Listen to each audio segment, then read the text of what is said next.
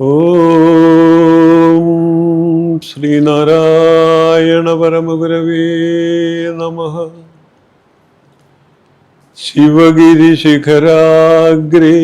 ദിവ്യപദ്മാസനസ്ഥം വരദമഭയഹസ്തം പാപവിധ്വംസപാദം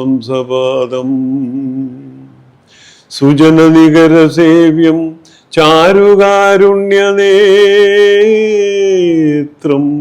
കലികലുഷവിനാശം നൗമി നാരായണാഖ്യം.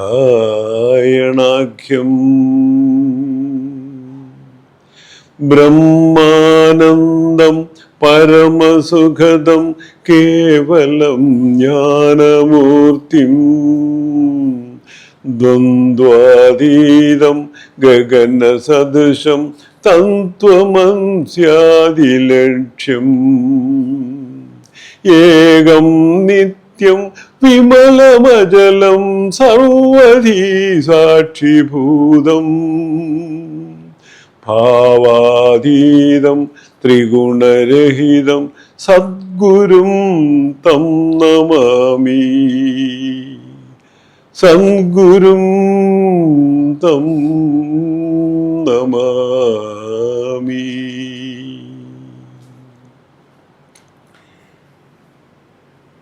ഈ നിറഞ്ഞ സദസ്സിൽ സന്നിഹിതരായിട്ടുള്ള എല്ലാ സുഹൃത്തുക്കൾക്കും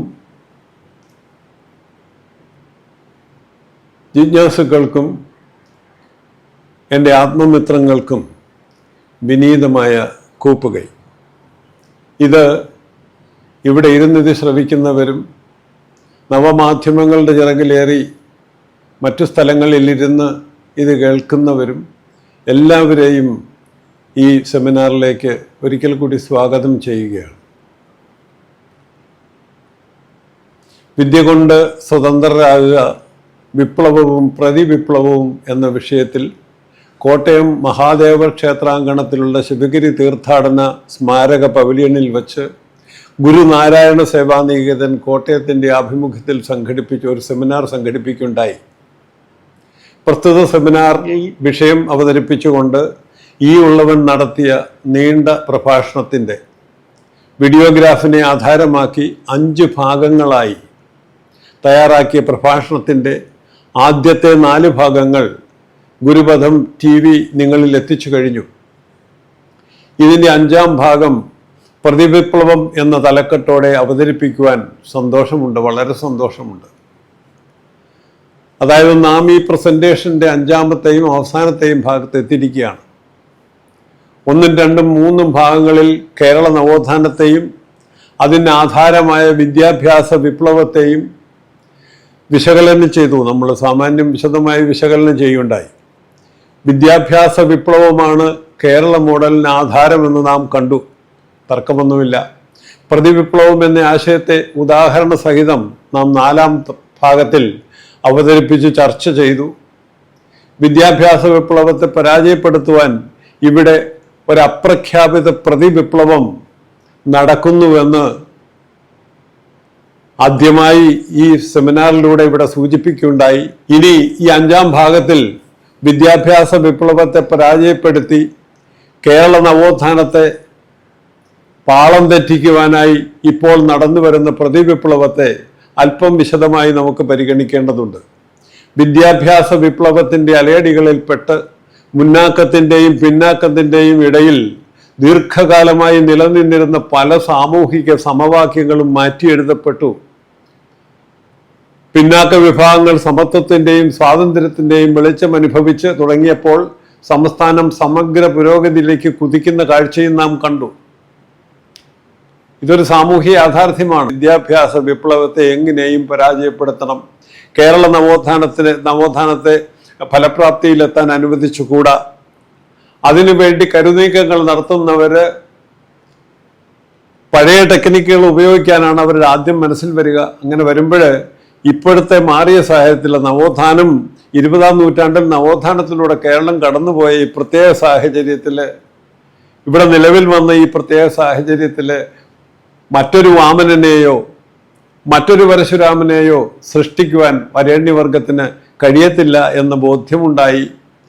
കർമ്മഫല പാപയോനി ദൈവവിധി തിറിയറി, ഇത് നമ്മൾ കഴിഞ്ഞ ഭാഗങ്ങളിൽ വളരെ വിശദമായി ചർച്ച ചെയ്തതാണ്, ഓർക്കുക. കർമ്മഫല പാപയോനി ദൈവവിധി തിയറി ഇനി വിലപ്പോകില്ലെന്നും വരേണ്യവർഗത്തിന് ബോധ്യമായി.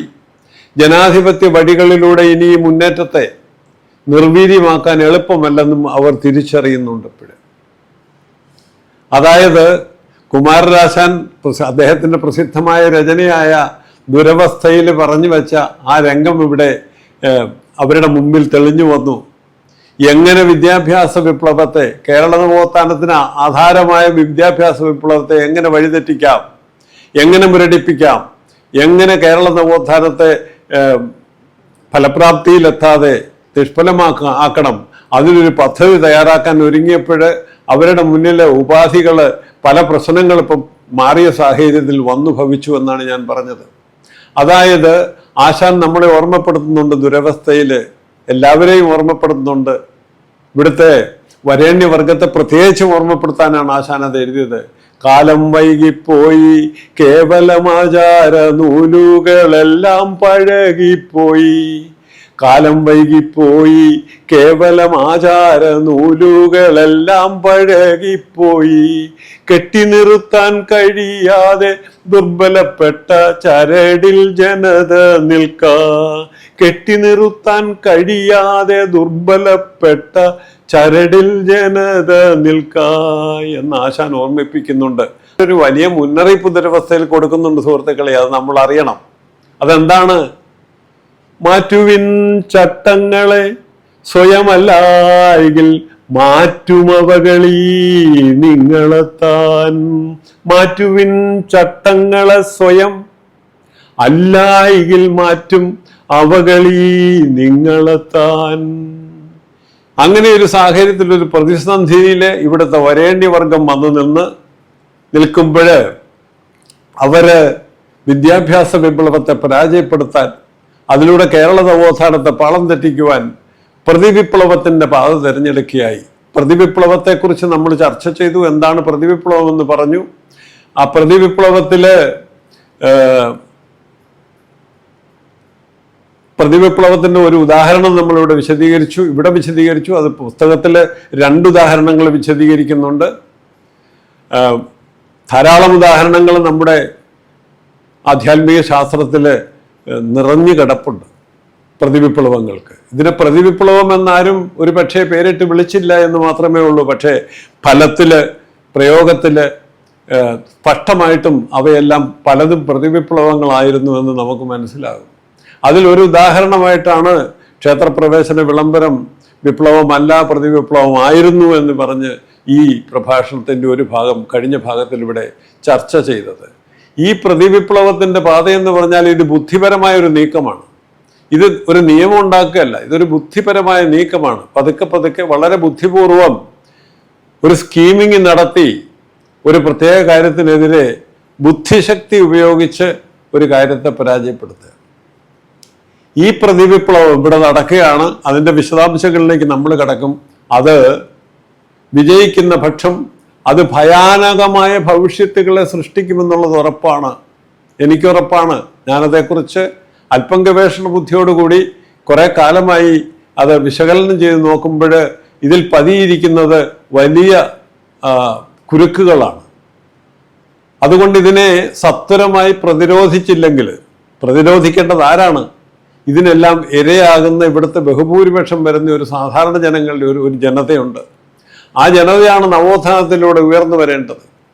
അങ്ങനെ അവർ ഉയരുമ്പോഴേ, ആ ജനത ഉയരുമ്പോഴേ, ആ ജനത വിദ്യാസമ്പന്നരാകുമ്പോഴേ, അവർക്ക് സാമ്പത്തികമായ ഉയർച്ച ഉണ്ടാകുമ്പോഴേ, മറ്റു മേഖലകളിൽ അവർ ഉയരുമ്പോഴേ ഒരു പ്രദേശം, ഒരു രാജ്യം, ഒരു മേഖല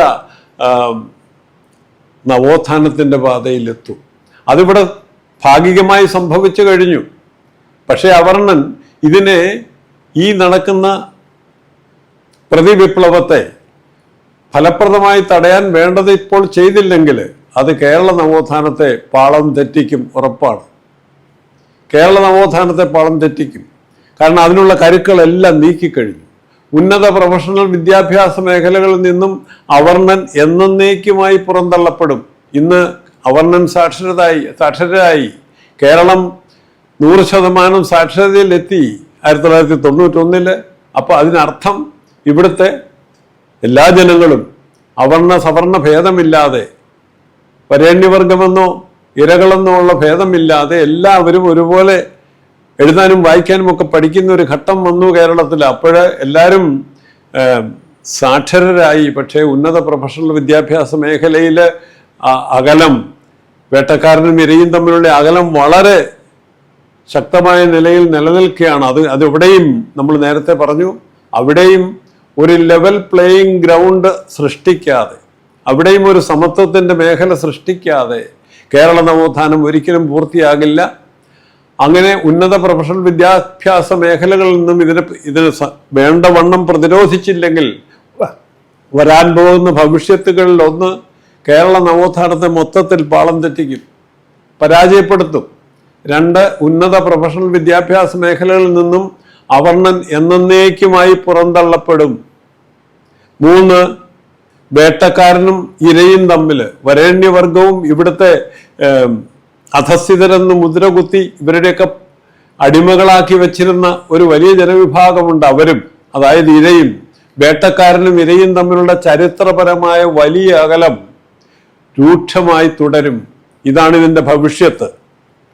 ഇനി നമുക്ക് അവർണ്ണൻ വീണ്ടും, ഇതിൻ്റെ എല്ലാം പരിണത ഫലം എന്താണ്? അവർണ്ണൻ വീണ്ടും അധസ്ഥിതനായി സവർണ വാമനപാദത്തിന് കീഴിലാവുന്ന സാഹചര്യം ഇവിടെ വീണ്ടും ഉടലെടുക്കും. ശ്രീനാരായണ ഗുരുവിൻ്റെയും നവോത്ഥാന പ്രസ്ഥാനങ്ങളുടെയും ക്രിസ്ത്യൻ മിഷനുകളുടെയും എല്ലാം പ്രവർത്തന ഫലമായി, സംയുക്തമായ പ്രവർത്തന ഫലമായി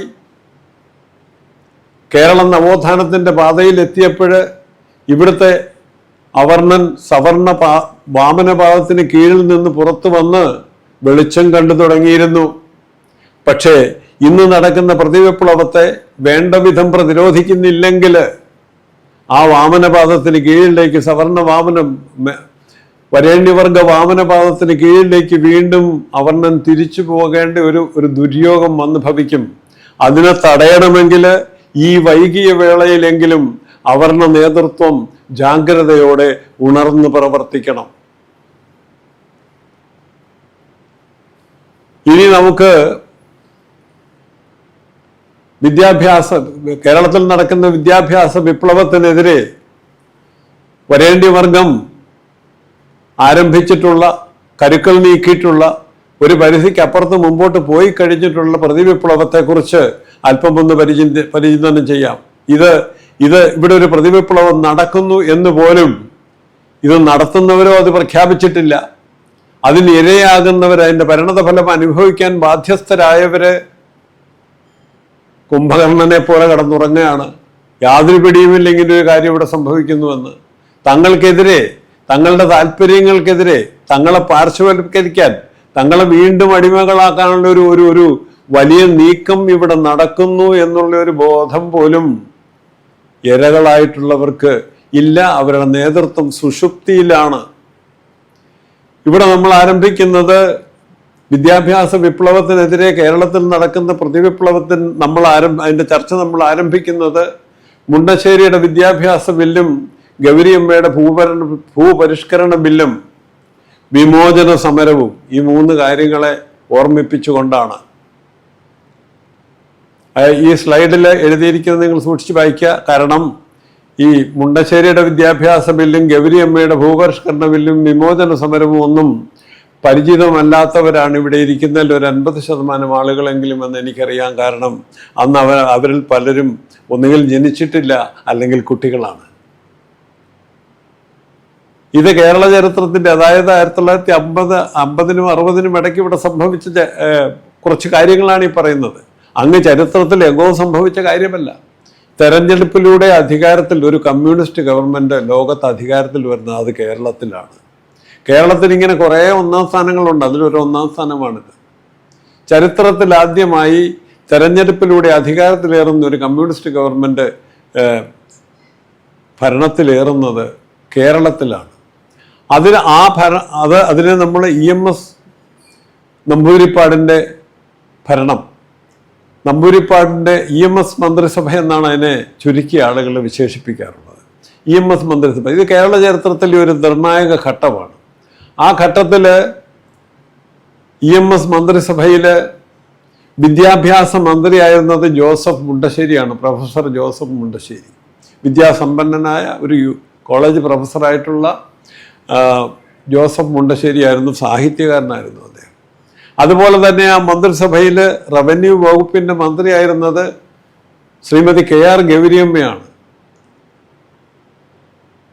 EMS സർക്കാരിൻ്റെ ഭരണം ആരംഭിച്ച് 1.5 വർഷം കഴിഞ്ഞപ്പോൾ വളരെ നിർണായകമായ സാമൂഹ്യ നീതി നടപ്പാക്കുന്നതിന് വേണ്ട പല നിർണായക ചുവടുവയ്പ്പുകളും ആ സർക്കാർ മുമ്പോട്ട് വെച്ചു, ഒന്നിനു പുറകെ ഒന്നായിട്ട്. അങ്ങനെ ഭരണം മുന്നോട്ട് പോയപ്പോൾ ഒരു ഘട്ടം എത്തിയപ്പോൾ മുണ്ടശ്ശേരി പ്രൊഫസർ ജോസഫ് മുണ്ടശ്ശേരി നിയമസഭയിൽ EMS സർക്കാരിന് വേണ്ടി ഒരു ബില്ല് അവതരിപ്പിച്ചു. വിദ്യാഭ്യാസ മന്ത്രിയാണ് അദ്ദേഹം എന്ന് പറഞ്ഞു. ആ ബില്ലിനെയാണ് മുണ്ടശ്ശേരിയുടെ വിദ്യാഭ്യാസ ബില്ലെന്ന് ഞാനിവിടെ എഴുതിയിരിക്കുന്നത്. അടിസ്ഥാനപരമായ ഒരു നിയമനിർമ്മാണം, ഒരു ഗംഭീര നിയമനിർമ്മാണം. വിദ്യാഭ്യാസത്തെ ഒരു കച്ചവടച്ചരക്കാക്കി മാറ്റുവാൻ പോകുന്ന പ്രവണത ഇവിടെ വളർന്നു വന്നപ്പോൾ, കേരളീയർ വിദ്യാഭ്യാസത്തിന് ഗുണഫലം അനുഭവിച്ചു തുടങ്ങിയപ്പോൾ, കേരളത്തിൽ വിദ്യാഭ്യാസ വിപ്ലവം നടക്കുന്നുവെന്ന് വന്നപ്പോൾ അതിൻ്റെ ഗുണഭോക്താക്കളാക്കാൻ ധാരാളം ആളുകൾ മുമ്പോട്ട് വരുന്ന ഒരു സാഹചര്യം സംജാതമായപ്പോൾ അതിൽ വലിയ സാമ്പത്തിക ലാഭം ഉണ്ടാക്കാനുള്ള, അതായത് വ്യാവസായിക തലത്തിൽ വിദ്യാഭ്യാസത്തെ ദുരുപയോഗം ചെയ്ത് പണമുണ്ടാക്കാനുള്ള ശക്തികളും അതിൻ്റെ മുന്നിലേക്ക് കടന്നു വരുന്നു എന്നെല്ലാം കണ്ടപ്പോൾ വിദ്യാഭ്യാസത്തെ, ആ മേഖലയെ ശുദ്ധീകരിക്കുവാൻ വേണ്ടി പ്രൊഫസർ മുണ്ടശ്ശേരിയുടെ നേതൃത്വത്തിൽ ഒരു വിദ്യാഭ്യാസ ബില്ല് കേരള അസംബ്ലിയിൽ അവതരിപ്പിക്കുന്നു. ആ ബില്ലിൽ വളരെ നിർണായകമായ പല വ്യവസ്ഥകളുമുണ്ട്. വിദ്യാഭ്യാസ സ്ഥാപനങ്ങൾ നടത്തുന്നവരെ കടിഞ്ഞാണിടുന്നതിന് വേണ്ട സകലതുമുണ്ട്. വളരെ ജനാധിപത്യപരമായ ഒരു ബില്ല്, സാമൂഹ്യനീതിക്ക് വലിയ ആക്കം കൂട്ടുന്ന ഒരു ബില്ല്. ആ ബില്ല് കൊണ്ടുവന്നു. അത് ആദ്യമേ തന്നെ വിദ്യാഭ്യാസ മേഖലയിൽ കച്ചവട മനോഭാവം വെച്ചുകൊണ്ട് വലിയ മുതൽ മുടക്ക് നടത്തിക്കൊണ്ടിരിക്കുന്നവരും നടത്താനിരിക്കുന്നവരുമായ ഒരു വലിയ വിഭാഗത്തെ അത് ചൊടിപ്പിച്ചു സർക്കാരിൻ്റെ ഈ നീക്കം. കേരള അസംബ്ലിയിൽ ബില്ല് ചർച്ചയ്ക്ക് വന്നു. ബില്ല് അസംബ്ലി പാസാക്കി ഭൂരിപക്ഷത്തോടെ. സാധാരണഗതിയിൽ ആ ബില്ലിന് ഗവർണറുടെ അംഗീകാരം വാങ്ങിക്കാൻ വേണ്ടി ഗവർണർക്ക് സമർപ്പിച്ചു. ഗവർണർ ഇത് തർക്കവിഷയമാണ്, ഇവിടെ പ്രശ്നമുണ്ടാകും ഇവിടെ, കാരണം ഇവിടെ ഓൾറെഡി ഇതിനെതിരെ വലിയ പ്രതിഷേധം ഉയർന്നു കഴിഞ്ഞിരിക്കുന്നു എന്ന് മനസ്സിലാക്കി ഗവർണർ അതിലൊരു തീരുമാനം എടുക്കാതെ ആ ബില്ല് പ്രസിഡന്റിൻ്റെ അഭിപ്രായത്തിന് അനുമതിക്ക് വേണ്ടി അയച്ചു. ഇന്നും നമ്മുടെ കേരളത്തിൽ ഇതാണല്ലോ, ഈ കസേര കളിയാണ് നടന്നുകൊണ്ടിരിക്കുന്നത്. ഒത്തിരി ബില്ലുകളും നിയമങ്ങളും എല്ലാം ഉണ്ടാക്കി ഗവർണർക്ക് കൊടുക്കുന്നു. ഗവർണർ അവിടെ അത് 6 മാസം വെച്ച് താമസിപ്പിച്ചിട്ട് ഒച്ചയും ബഹളമൊക്കെ ഉണ്ടാകുമ്പോൾ ഉടനെ പ്രസിഡന്റിന് അയച്ചു കൊടുക്കുക. അവിടെ പിന്നെ 6 മാസം കൂടി എടുത്ത് കഴിയുമ്പോൾ അത് വേറെ വണ്ടിയിൽ അയക്കുക. ഇങ്ങനെ ഇട്ട് തട്ടുന്ന ഒരു പരിപാടി നമ്മുടെ നിയമത്തിൻ്റെ കുരുക്കുകൾ ഇവിടെ ഉണ്ട്. അതിപ്പോഴും സംഭവിച്ചുകൊണ്ടിരിക്കുന്നു. അങ്ങനെ ബില്ല് പ്രസിഡന്റിന് പിന്നെ അനുമതിക്ക് പോയി. പ്രസിഡന്റ് ആ ബില്ല് പഠിച്ചപ്പോൾ പ്രസിഡന്റിന് ഉപദേശം ലഭിച്ചു, ഇത് പ്രശ്നമുള്ള കാര്യമാണ്, അതുകൊണ്ട് സുപ്രീം കോടതിയുടെ അഭിപ്രായം തേടാൻ ആ ബില്ല് അങ്ങോട്ട് അയച്ചു. അങ്ങനെ അത് പോകാവുന്നിടത്ത് മുഴുവൻ പോയി. സുപ്രീം കോടതി ആ ബില്ല് പഠിച്ചിട്ട് പ്രസിഡന്റിന് റിപ്പോർട്ട് കൊടുത്തു. ഈ ബില്ലിന് ഭരണഘടനാ വിരുദ്ധമായത് ഒരു ചെറിയ കാര്യം മാത്രമേ ഉള്ളൂ, ബാക്കിയെല്ലാം ഈ ബില്ല് കൃത്യമാണ്, ഇതിനൊരു കുഴപ്പമില്ല ഭരണഘടന അനുസരിച്ച്. പക്ഷേ ഇതിലൊരു കുഴപ്പമുള്ളത്, ചില പ്രത്യേക സാഹചര്യങ്ങളിൽ ഗവൺമെൻറ് എയ്ഡഡ് പ്രൈവറ്റ് സ്കൂളുകൾ സർക്കാരിന് ഏറ്റെടുക്കാൻ അവകാശം കൊടുക്കുന്ന ഒരു വ്യവസ്ഥ ഈ ബില്ലിലുണ്ട് പ്രത്യേക സാഹചര്യങ്ങളിൽ. ആ വ്യവസ്ഥ ന്യൂനപക്ഷങ്ങൾക്കുള്ള പ്രത്യേക സ്പെഷ്യൽ പ്രൊവിഷൻ അനുസരിച്ച്, ഭരണഘടനയുടെ പ്രൊവിഷൻ അനുസരിച്ച് അത് നിയമവിരുദ്ധമാണ്. ന്യൂനപക്ഷ മതങ്ങൾ നടത്തുന്ന വിദ്യാഭ്യാസ സ്ഥാപനങ്ങളെ അങ്ങനെ സർക്കാരിന് അക്വയർ ചെയ്യാൻ സാധ്യമല്ല. അതൊരു കാര്യം ഒഴിച്ചാൽ ബാക്കി ഇതിലെ എല്ലാ വ്യവസ്ഥകളും നിയമാനുസൃതമാണെന്ന് സുപ്രീം കോടതിയും സർട്ടിഫൈ ചെയ്ത് കഴിഞ്ഞപ്പോൾ കേരളത്തിലെ വിദ്യാഭ്യാസ ബില്ല് നിയമമായി. അത്രയും ആയപ്പോഴത്തേക്കും ഇവിടെ സമരം കൊടുമ്പിരിക്കൊണ്ടു. അതാണ് വിമോചന സമരം എന്ന പേരിട്ടാണ് ആ സമരം നടത്തിയത്. ആ സമരം ഇവിടെ കൊടുമ്പിരിക്കൊണ്ടു. സകല സ്ഥലത്തും പിക്കറ്റിങ്ങും ബഹളമൊക്കെ ആയി, ക്രമസമാധാന പ്രശ്നങ്ങളായി. പോലീസ് ഇടപെട്ട് വെടിവെപ്പും ലാത്തിച്ചാർജും എല്ലാം നിരന്തരം നടത്തേണ്ട ഘട്ടങ്ങൾ ഇവിടെ ഉണ്ടായി, വലിയ പ്രശ്നങ്ങളായി. ഈ കാലയളവ് ഏകദേശം വിദ്യാഭ്യാസ ബില്ല് വന്ന് അതിൻ്റെ പുറകെ മറ്റൊരു അടിസ്ഥാന നിയമനിർമ്മാണം കൂടി കേരള അസംബ്ലി പരിഗണനയ്ക്ക് വന്നു. ആ ബില്ല് അവതരിപ്പിച്ച് ഞാൻ നേരത്തെ പറഞ്ഞതുപോലെ ശ്രീമതി KR ഗൗരിയമ്മയായിരുന്നു. അത് ഭൂപരിഷ്കരണ ബില്ലാണ്. വ്യക്തികൾക്ക് കൈവശം, സ്ഥാപനങ്ങൾക്കും കൈവശം വെച്ചാകുന്ന ഭൂമിയുടെ സീമ ആ ബില്ലിൽ നിശ്ചയിക്കുന്നുണ്ട്. ആ പരിധിക്ക് അപ്പുറത്ത് ഭൂമിയുള്ളവരുടെ ഭൂമി സർക്കാർ ഏറ്റെടുക്കുക. സർക്കാരിൻ്റെ കയ്യിലുള്ള മിച്ച ഭൂമിയുണ്ട്, അതും എല്ലാം എടുത്തിട്ട് ഭൂരഹിതർക്ക് കൊടുക്കുന്ന ഏറ്റവും ജനാധിപത്യപരമായ സാമൂഹ്യ നീതിക്ക് ചേരുന്ന ഒരു വലിയ കാര്യത്തിനാണ് ഈ ബില്ല് കൊണ്ടുവന്നത്. അതായത് പരശുരാമ കഥയുടെ സഹസ്രാബ്ദത്തിലേറെ നീളുന്ന ആ ചരിത്രത്തിലെ അത് വരുത്തിവെച്ച വിനകൾക്കൊരു വിരാമമിടുന്നതിന് ആദ്യം എടുത്ത ഒരു മേജർ നിയമപരമായ സ്റ്റെപ്പാണ് KR ഗൗരിയമ്മയുടെ ഭൂപരിഷ്കരണ ബില്ല്. അതും കൂടെ വന്നപ്പോഴത്തേക്കും ഇവിടെ എന്ത് സംഭവിച്ചു എന്ന് വെച്ചാൽ ഇവിടുത്തെ ഭൂസ്വാമിമാരായിട്ടുള്ള വരേണ്യവർഗം, പ്രത്യേകിച്ചും ഇവിടുത്തെ ഹൈന്ദവ യാഥാസ്ഥിതിക പക്ഷത്തെയും ചൊടിപ്പിച്ചു. ഇത് വന്നു കഴിഞ്ഞാൽ ഞങ്ങളുടെ കാൽക്കീഴിലെ മണ്ണെല്ലാം ഒലിച്ചു പോകുമെന്ന് അവർക്ക് തോന്നി.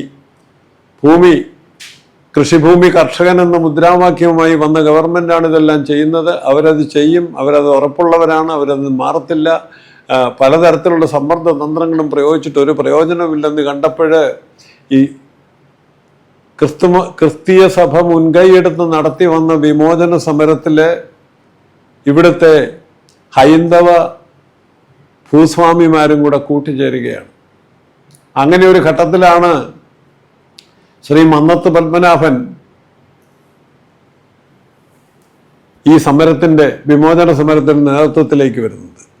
അപ്പൊ ഇത് ഒരു സമരം കൂടുതൽ വ്യാപകമായി, കൂടുതൽ ശക്തമായി. ഇവിടെ ധാരാളം ലോ ആൻഡ് ഓർഡർ സിറ്റുവേഷൻസ് എല്ലാം കൊണ്ടുവന്ന്, പക്ഷേ ഗവൺമെന്റ് ഉറച്ച പാറ പോലെ നിൽക്കുകയാണ്. അവർ കൊണ്ടുവന്ന് 2 ബില്ലുകളും പിൻവലിക്കാനോ മാറ്റം വരുത്താനോ അവർ തയ്യാറില്ല. വിദ്യാഭ്യാസ ബില്ല് നിയമസഭ പാസ്സാക്കി കഴിഞ്ഞു, അത് നിയമമായി കഴിഞ്ഞു, പക്ഷേ അത് നടപ്പാക്കണം ഇനി. അങ്ങനെ വന്നപ്പോൾ വാസ്തവത്തിൽ ഈ വിമോചന സമരം എന്ന് പറഞ്ഞ് ചരിത്രത്തിൽ അടയാളപ്പെടുത്തിയിട്ടുള്ള ഈ ചരിത്ര സംഭവം, ഇത് സാമൂഹ്യനീതിക്കെതിരെ വരേണ്യവർഗം നടത്തിയ യുദ്ധപ്രഖ്യാപനമായിരുന്നു എന്നുള്ളതിന് യാതൊരു സംശയവുമില്ല. പക്ഷെ അതിലെ ഏറ്റവും ദയനീയമായ സ്ഥിതി എന്താണെന്ന് വെച്ചാൽ ഈ യുദ്ധത്തിന് ഇരയായിട്ടുള്ളത് മറുഭാഗത്തുള്ളത്, ഈ യുദ്ധം ശത്രുപക്ഷത്ത് കണ്ടിരുന്ന ഇവിടുത്തെ അടിസ്ഥാന വർഗം, ഇവിടുത്തെ അവർണാദികൾ, ഇങ്ങനെയൊരു യുദ്ധം ഇവിടെ നടക്കുന്നുവെന്നോ അത് തങ്ങൾക്കെതിരെയാണെന്നോ തങ്ങളുടെ താല്പര്യങ്ങൾക്കെതിരെയാണെന്നോ കണക്കാക്കി അതിനെതിരെ ഒരു നിലപാടും സ്വീകരിച്ചില്ല. ഒന്നും സംഭവിച്ചില്ലെന്ന മട്ടിൽ നിഷ്ക്രിയരായിരുന്ന ഒരു ദയനീയ സ്ഥിതിയും ഇവിടെ ഉണ്ട്. സമരം പൊടിപൊടിച്ചു. വിമോചന സമരം മന്നത്ത് പത്മനാഭന്റെ എൻട്രിയോടുകൂടി വിമോചന സമരത്തിന്റെ ആ ഡയമെൻഷൻ ഒന്ന് മാറി. അത് വലിയൊരു പ്രശ്നമാക്കി മാറ്റി. ഇവിടെ വലിയ law and order situation create ചെയ്തു. EMS സർക്കാരിനെ ഡിസ്മിസ് ചെയ്യുകയായിരുന്നു. 1959 ജൂലൈ 31 EMS സർക്കാരിനെ ഡിസ്മിസ് ചെയ്തു. അത് ഇവിടുത്തെ ക്രമസമാധാന പ്രശ്നം ഉന്നയിച്ചാണ് ഡിസ്മിസ് ചെയ്യുന്നത്. വിപ്ലവകരമായ സാമൂഹ്യ മാറ്റങ്ങൾക്ക് വഴിതുറന്ന 2 സുപ്രധാന നിയമനിർമ്മാണങ്ങളാണ് ഇത് രണ്ടും. ഇത് സാമൂഹ്യനീതിക്ക് വളരെ അനുപേക്ഷണീയമാണ്. സാമൂഹ്യനീതിക്ക് ഇത് സുപ്രധാനമാണ്. അങ്ങനെയുള്ള 2 നിയമനിർമ്മാണങ്ങളെ കൊണ്ടുവന്ന ഗവൺമെന്റിന് അത് പാതി വഴി ഉപേക്ഷിച്ച് അതിൻ്റെ നടത്തിപ്പിൽ ഒന്നും ചെയ്യാൻ കഴിയാതെ ഇറങ്ങിപ്പോകേണ്ടി വന്നു. EMS ഭരണത്തെ മറിച്ചിട്ട ശേഷം കേരളം കണ്ടത് വിദ്യാഭ്യാസ വിപ്ലവത്തെ വിഴുങ്ങാൻ പോരുന്ന തികഞ്ഞ അവസരവാദത്തിൻ്റെ വേതാള നൃത്തമായിരുന്നു. അതാണ് നമുക്ക് ഇവിടെ പ്രതിവിപ്ലവത്തിൻ്റെ ഒരു പ്രകട രൂപമായി കാണാൻ കഴിയുന്നത്. അവിടെ ഒരു ഉദാഹരണം മാത്രം പറയാം. ആ ബില്ലിൽ, ഈ 2 ബില്ലിലും ധാരാളം കാര്യങ്ങളുണ്ട്. വരേണ്യവർഗത്തിന് നഷ്ടം വരുന്ന പല കാര്യങ്ങളും അതിലുണ്ട്. പക്ഷേ ഇവിടുത്തെ സാമാന്യ ജനത്തിന് ഗുണം കിട്ടുന്നതാണ് ആ കാര്യങ്ങളെല്ലാം. അങ്ങനെ സാമൂഹ്യനീതിക്ക് ഉതകുന്ന കാര്യങ്ങൾ മാത്രം പറഞ്ഞുകൊണ്ട് വന്ന 2 ബില്ലിൻ്റെ പേരിൽ തൽപരകക്ഷികൾ എല്ലാവരും ഒന്നിച്ചു ചേർന്ന് വലിയ സമരം നടത്തി. കേന്ദ്ര സർക്കാരിൻ്റെ കൂട്ടുപിടിച്ച് ജനാധിപത്യപരമായി എലക്ട് ചെയ്ത് വന്ന ഒരു ഗവൺമെൻറ്റിനെ ഡിസ്മിസ് ചെയ്യുകയാണ് ക്രമസമാധാന പ്രശ്നം ഉന്നയിച്ച്. പിന്നീട് അതിനുശേഷം കേരളത്തിൽ ഭരണത്തിൽ വന്നവർ ചേർന്നുകൊണ്ട് ഇവിടെ നടന്നത്, വിദ്യാഭ്യാസ രംഗത്ത് ഇവിടെ നടന്നത് അവസരവാദത്തിൻ്റെ വേതാള നൃത്തമായിരുന്നു എന്നാണ് ഞാൻ പറയുന്നത്. അതിനൊരു ഉദാഹരണം മാത്രം പറഞ്ഞുകൊണ്ട് ഞാനത് വെളിവാക്കാം.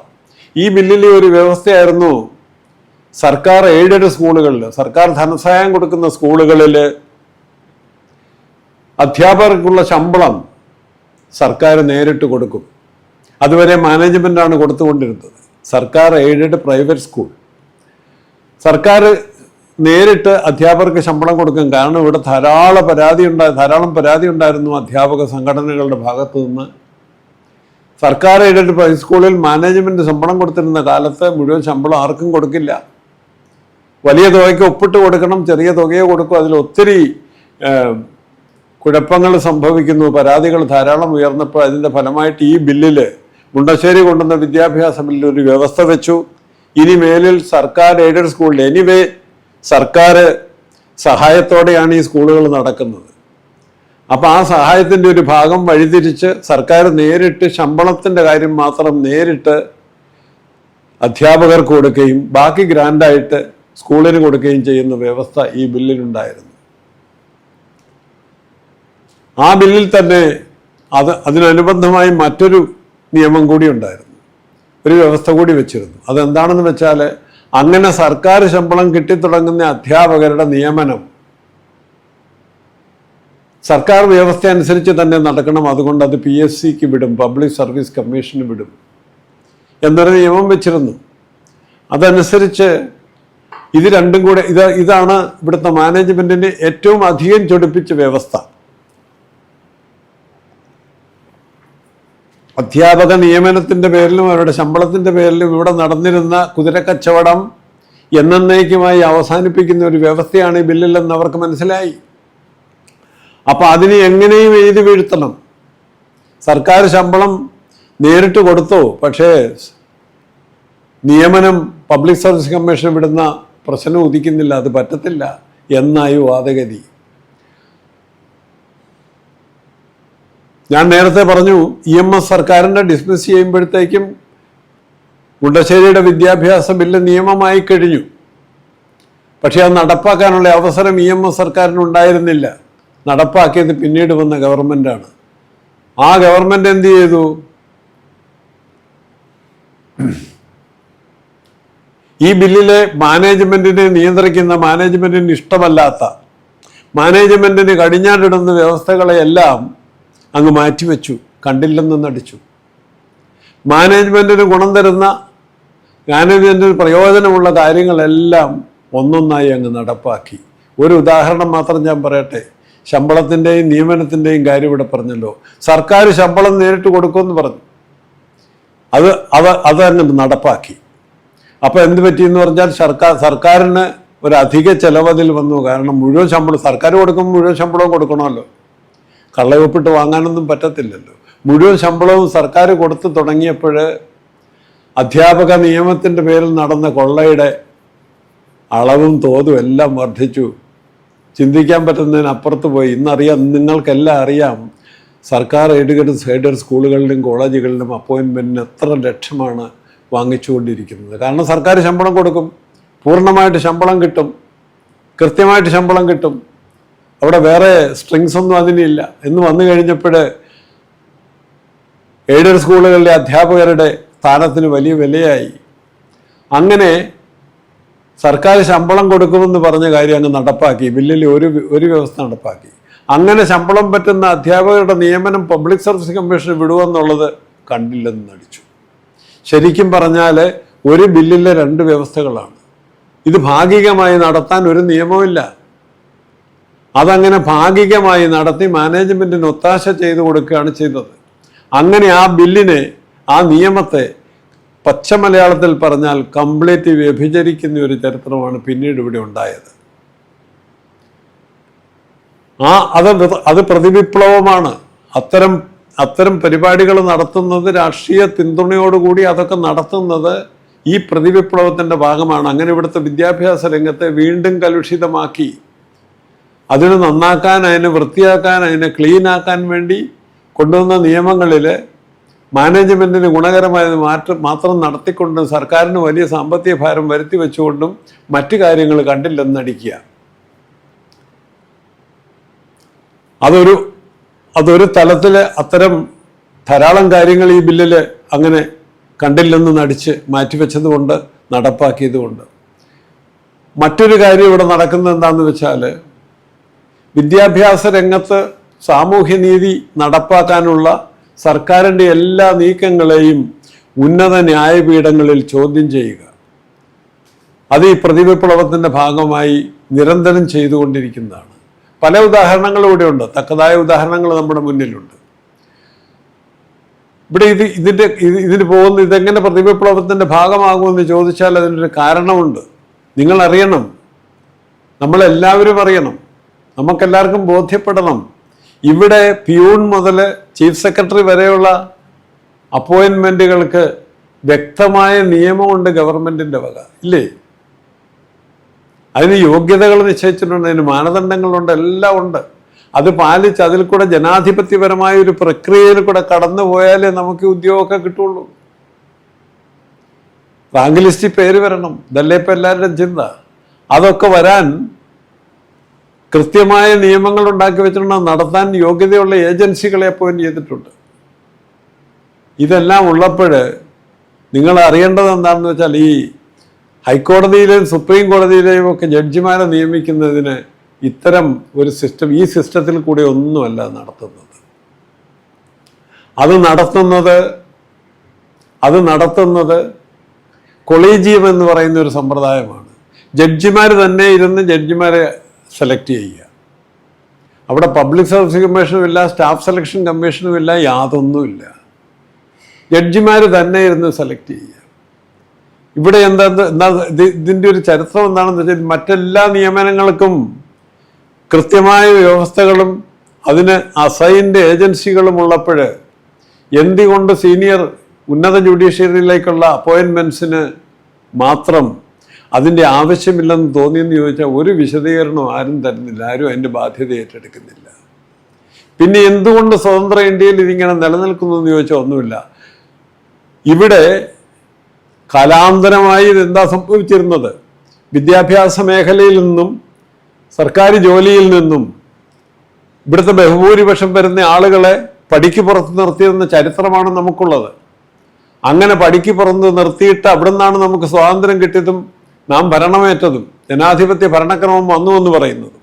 ഇത് വന്നപ്പോൾ ഇവിടെ അധികാര സ്ഥാനങ്ങളിൽ അതുവരെ ഇരുന്നതും അതിനുശേഷം കുറച്ചു കാലം കൂടി ഇരിക്കുന്നതും എല്ലാം ഈ സവർണ മേധാവിത്വത്തിൻ്റെ വരേണ്യവർഗത്തിൻ്റെ ഭാഗമായിട്ടുള്ള ആളുകൾ മാത്രമാണ്. ആ ആളുകൾ ഇരുന്ന് ഒരു വ്യവസ്ഥയ്ക്ക്, ഈ പൊതുവായ ഒരു വ്യവസ്ഥയ്ക്ക് ബാധകമല്ലാതെ കൊളീജിയം സിസ്റ്റം എന്ന് പറയുന്ന അനുസരിച്ച് നമ്മൾ ജഡ്ജിമാർ കൂടിയിരുന്ന് ജഡ്ജിമാരെ തിരഞ്ഞെടുക്കുന്ന ഒരു സംഭവം വരുമ്പോൾ അവിടെ ഈ സാമാന്യ നീതി എന്ന് പറയുന്നത് ലംഘിക്കപ്പെടുകയാണ്.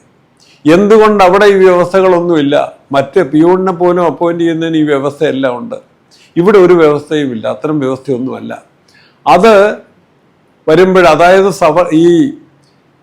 അങ്ങനെ വരുമ്പോൾ ഈ അപ്പോയിൻമെൻറ്റ് വേറൊരു പ്രത്യേകത നിങ്ങൾ ശ്രദ്ധിക്കേണ്ടത്, ഉന്നത ജുഡീഷ്യറിയിലേക്കുള്ള അപ്പോയിൻമെൻറ്റുകളിൽ സംവരണ വ്യവസ്ഥ പാലിക്കണമെന്നൊരു നിർബന്ധമില്ല. അങ്ങനെ സംവരണം തീണ്ടാത്ത ഒരു വിശുദ്ധ പശുവായി അതിനെ നിലനിർത്തിയിരിക്കുകയാണ്. ആ വിശുദ്ധ പശുവിൻ്റെ അടുത്ത് എന്ന് പരാതിപ്പെട്ടാൽ എന്തെങ്കിലുമൊക്കെ ഗുണം വീണ് കിട്ടുമെന്നൊരു വിശ്വാസമുള്ളത് കൊണ്ട് സാമൂഹ്യനീതി രംഗത്ത് എന്തെങ്കിലും നടപ്പാക്കാനുള്ള ഒരു പദ്ധതി സർക്കാരിൻ്റെ ഭാഗത്തുനിന്നോ ആരുടെയെങ്കിലും ഭാഗത്തുനിന്ന് വന്നാൽ അതിനെ ഉടനെ ഉന്നത ജുഡീഷ്യറി പോയി ചോദ്യം ചെയ്യും. കാരണം അവിടെ നിന്ന് എന്തെങ്കിലും വീണ് കിട്ടുമെന്ന് ഉറപ്പാണ്. ഉദാഹരണങ്ങൾ പലതുണ്ട്. ക്രീമി ലെയർ എന്ന് പറഞ്ഞാൽ സംവരണത്തിന് മേലൊരു സാമ്പത്തിക മാനദണ്ഡം വെച്ച് കെട്ടുന്നതാണ്. നമ്മുടെ ഭരണഘടന അനുസരിച്ച് 16(4) അനുസരിച്ച്, വകുപ്പ് 16(4) അനുസരിച്ച് സംവരണത്തെക്കുറിച്ച് പറയുന്നത്, സംവരണം ഒരു കാരണവശാലും സാമ്പത്തിക പരിഗണന അതിലൊരു കാരണവശാലും വരരുതെന്നാണ് ബൈ ഡെഫിനിഷൻ പറയുന്നത്. ചരിത്രപരമായി വിദ്യാഭ്യാസപരമായും സാമൂഹ്യമായും പിന്നോക്കം നിൽക്കുന്നവരെ മുഖ്യധാരയിലേക്ക് ഉയർത്താൻ വേണ്ടിയിട്ടുള്ള ഒരു പ്രൊഫഷനാണ് സംവരണമെന്നാണ്. ചരിത്രപരമായ കാരണങ്ങളാൽ സാമൂഹ്യമായും വിദ്യാഭ്യാസപരമായും പിന്നോക്കം നിൽക്കുന്നവര്, സാമൂഹ്യം വിദ്യാഭ്യാസപരം, അല്ലാതെ അവിടെ സാമ്പത്തിക ഉന്നതിക്കുള്ള ഒരു മാർഗമല്ല സംവരണം എന്ന് പറഞ്ഞു വെച്ചിട്ടുണ്ട്. പക്ഷെ അതിലൊരു ഒരു സാമ്പത്തിക മാനദണ്ഡം വച്ച് കെട്ടാൻ വേണ്ടിയുള്ള ശ്രമം ഇവിടെ നിരന്തരം നടന്നുകൊണ്ടിരുന്നു. അത് ഈ മണ്ഡൽ കേസിൽ അത് വരുത്താൻ പറ്റി. എന്തുകൊണ്ട്? ഉടനെ സുപ്രീം കോടതിയിലേക്ക് ഓടി. വലിയ സമരം നടത്തി വിജയിക്കാൻ ബുദ്ധിമുട്ടാണെന്ന് കണ്ടപ്പോൾ ഉടനെ സുപ്രീം കോടതി അഭയം പ്രാപിച്ചു. കാരണം സംവരണം നീണ്ടാത്ത ഒരു വിശുദ്ധ പശുവിനെ പ്രാപിക്കുകയാണ്. അപ്പോൾ അവിടെ നിന്നൊരു കാര്യം വീണ് കിട്ടി. ഇതുപോലെ തന്നെ ഉന്നത പ്രൊഫഷണൽ വിദ്യാഭ്യാസ രംഗത്ത് നമ്മുടെ IIT-കളിലും IIM-കളിലും എല്ലാം 27% സംവരണം ഏർപ്പെടുത്തുന്ന നിയമം കേന്ദ്ര ഗവൺമെന്റ് കൊണ്ടുവന്നപ്പോൾ ഉടനെ സുപ്രീം കോടതിയിലേക്ക് ഓടി ഒരു സ്റ്റേ വാങ്ങിച്ചു. ഈ കൊളേജിയസ് സിസ്റ്റം, ജഡ്ജിമാർ തന്നെ ഇരുന്ന് ജഡ്ജിമാരെ തിരഞ്ഞെടുക്കുന്ന രീതി മാറ്റി അവിടെയും ജനാധിപത്യപരമായ പ്രക്രിയയിലൂടെ ജഡ്ജിമാരെ സെലക്ട് ചെയ്യുന്ന ഒരു സംവിധാനം കൊണ്ടുവരണമെന്ന് കേന്ദ്ര ഗവൺമെന്റ്, ഇപ്പോഴത്തെ മോദി സർക്കാർ ബില്ലുമായി വന്നപ്പോൾ അത് സുപ്രീം കോടതി അതിന് എഴുതി വീഴ്ത്തി. ഇവിടെ നിലവിലുള്ള കൊളീജിയം സിസ്റ്റം മാത്രം നടന്നാൽ മതി എന്നാ പറയുന്നത്. ഇതെല്ലാം പ്രതിവിപ്ലവത്തിന്റെ ഭാഗങ്ങളാണ് സുഹൃത്തുക്കളെ. നമ്മൾ മനസ്സിലാക്കണം. ഒന്നിന് പുറകെ ഇങ്ങനെ ഓരോന്ന് ചെയ്തുകൊണ്ടിരിക്കുകയാണ് പ്രതിവിപ്ലവം. പൊതുവിദ്യാഭ്യാസ മേഖലയിലെ സർക്കാർ സ്വകാര്യ മേഖലയ്ക്ക് അടിയറ വയ്ക്കുന്നു. എന്തിന്? അതാണ് അടുത്ത ഈ വിദ്യാഭ്യാസത്തിനെതിരെ നടക്കുന്ന പ്രതിവിപ്ലവത്തിൻ്റെ അടുത്ത ഘടകം ഇതാണ്. പൊതുവിദ്യാഭ്യാസ മേഖലയിലെ സർക്കാർ സ്വകാര്യ മേഖലയ്ക്ക് അടിയറ വയ്ക്കുകയാണ്. അത് എന്തിനാണെന്നുള്ള ചോദ്യമാണ്. ഇത് നാം ഓരോരുത്തരും ചോദിക്കണം, ശക്തമായ ഭാഷയിൽ ചോദിക്കണം.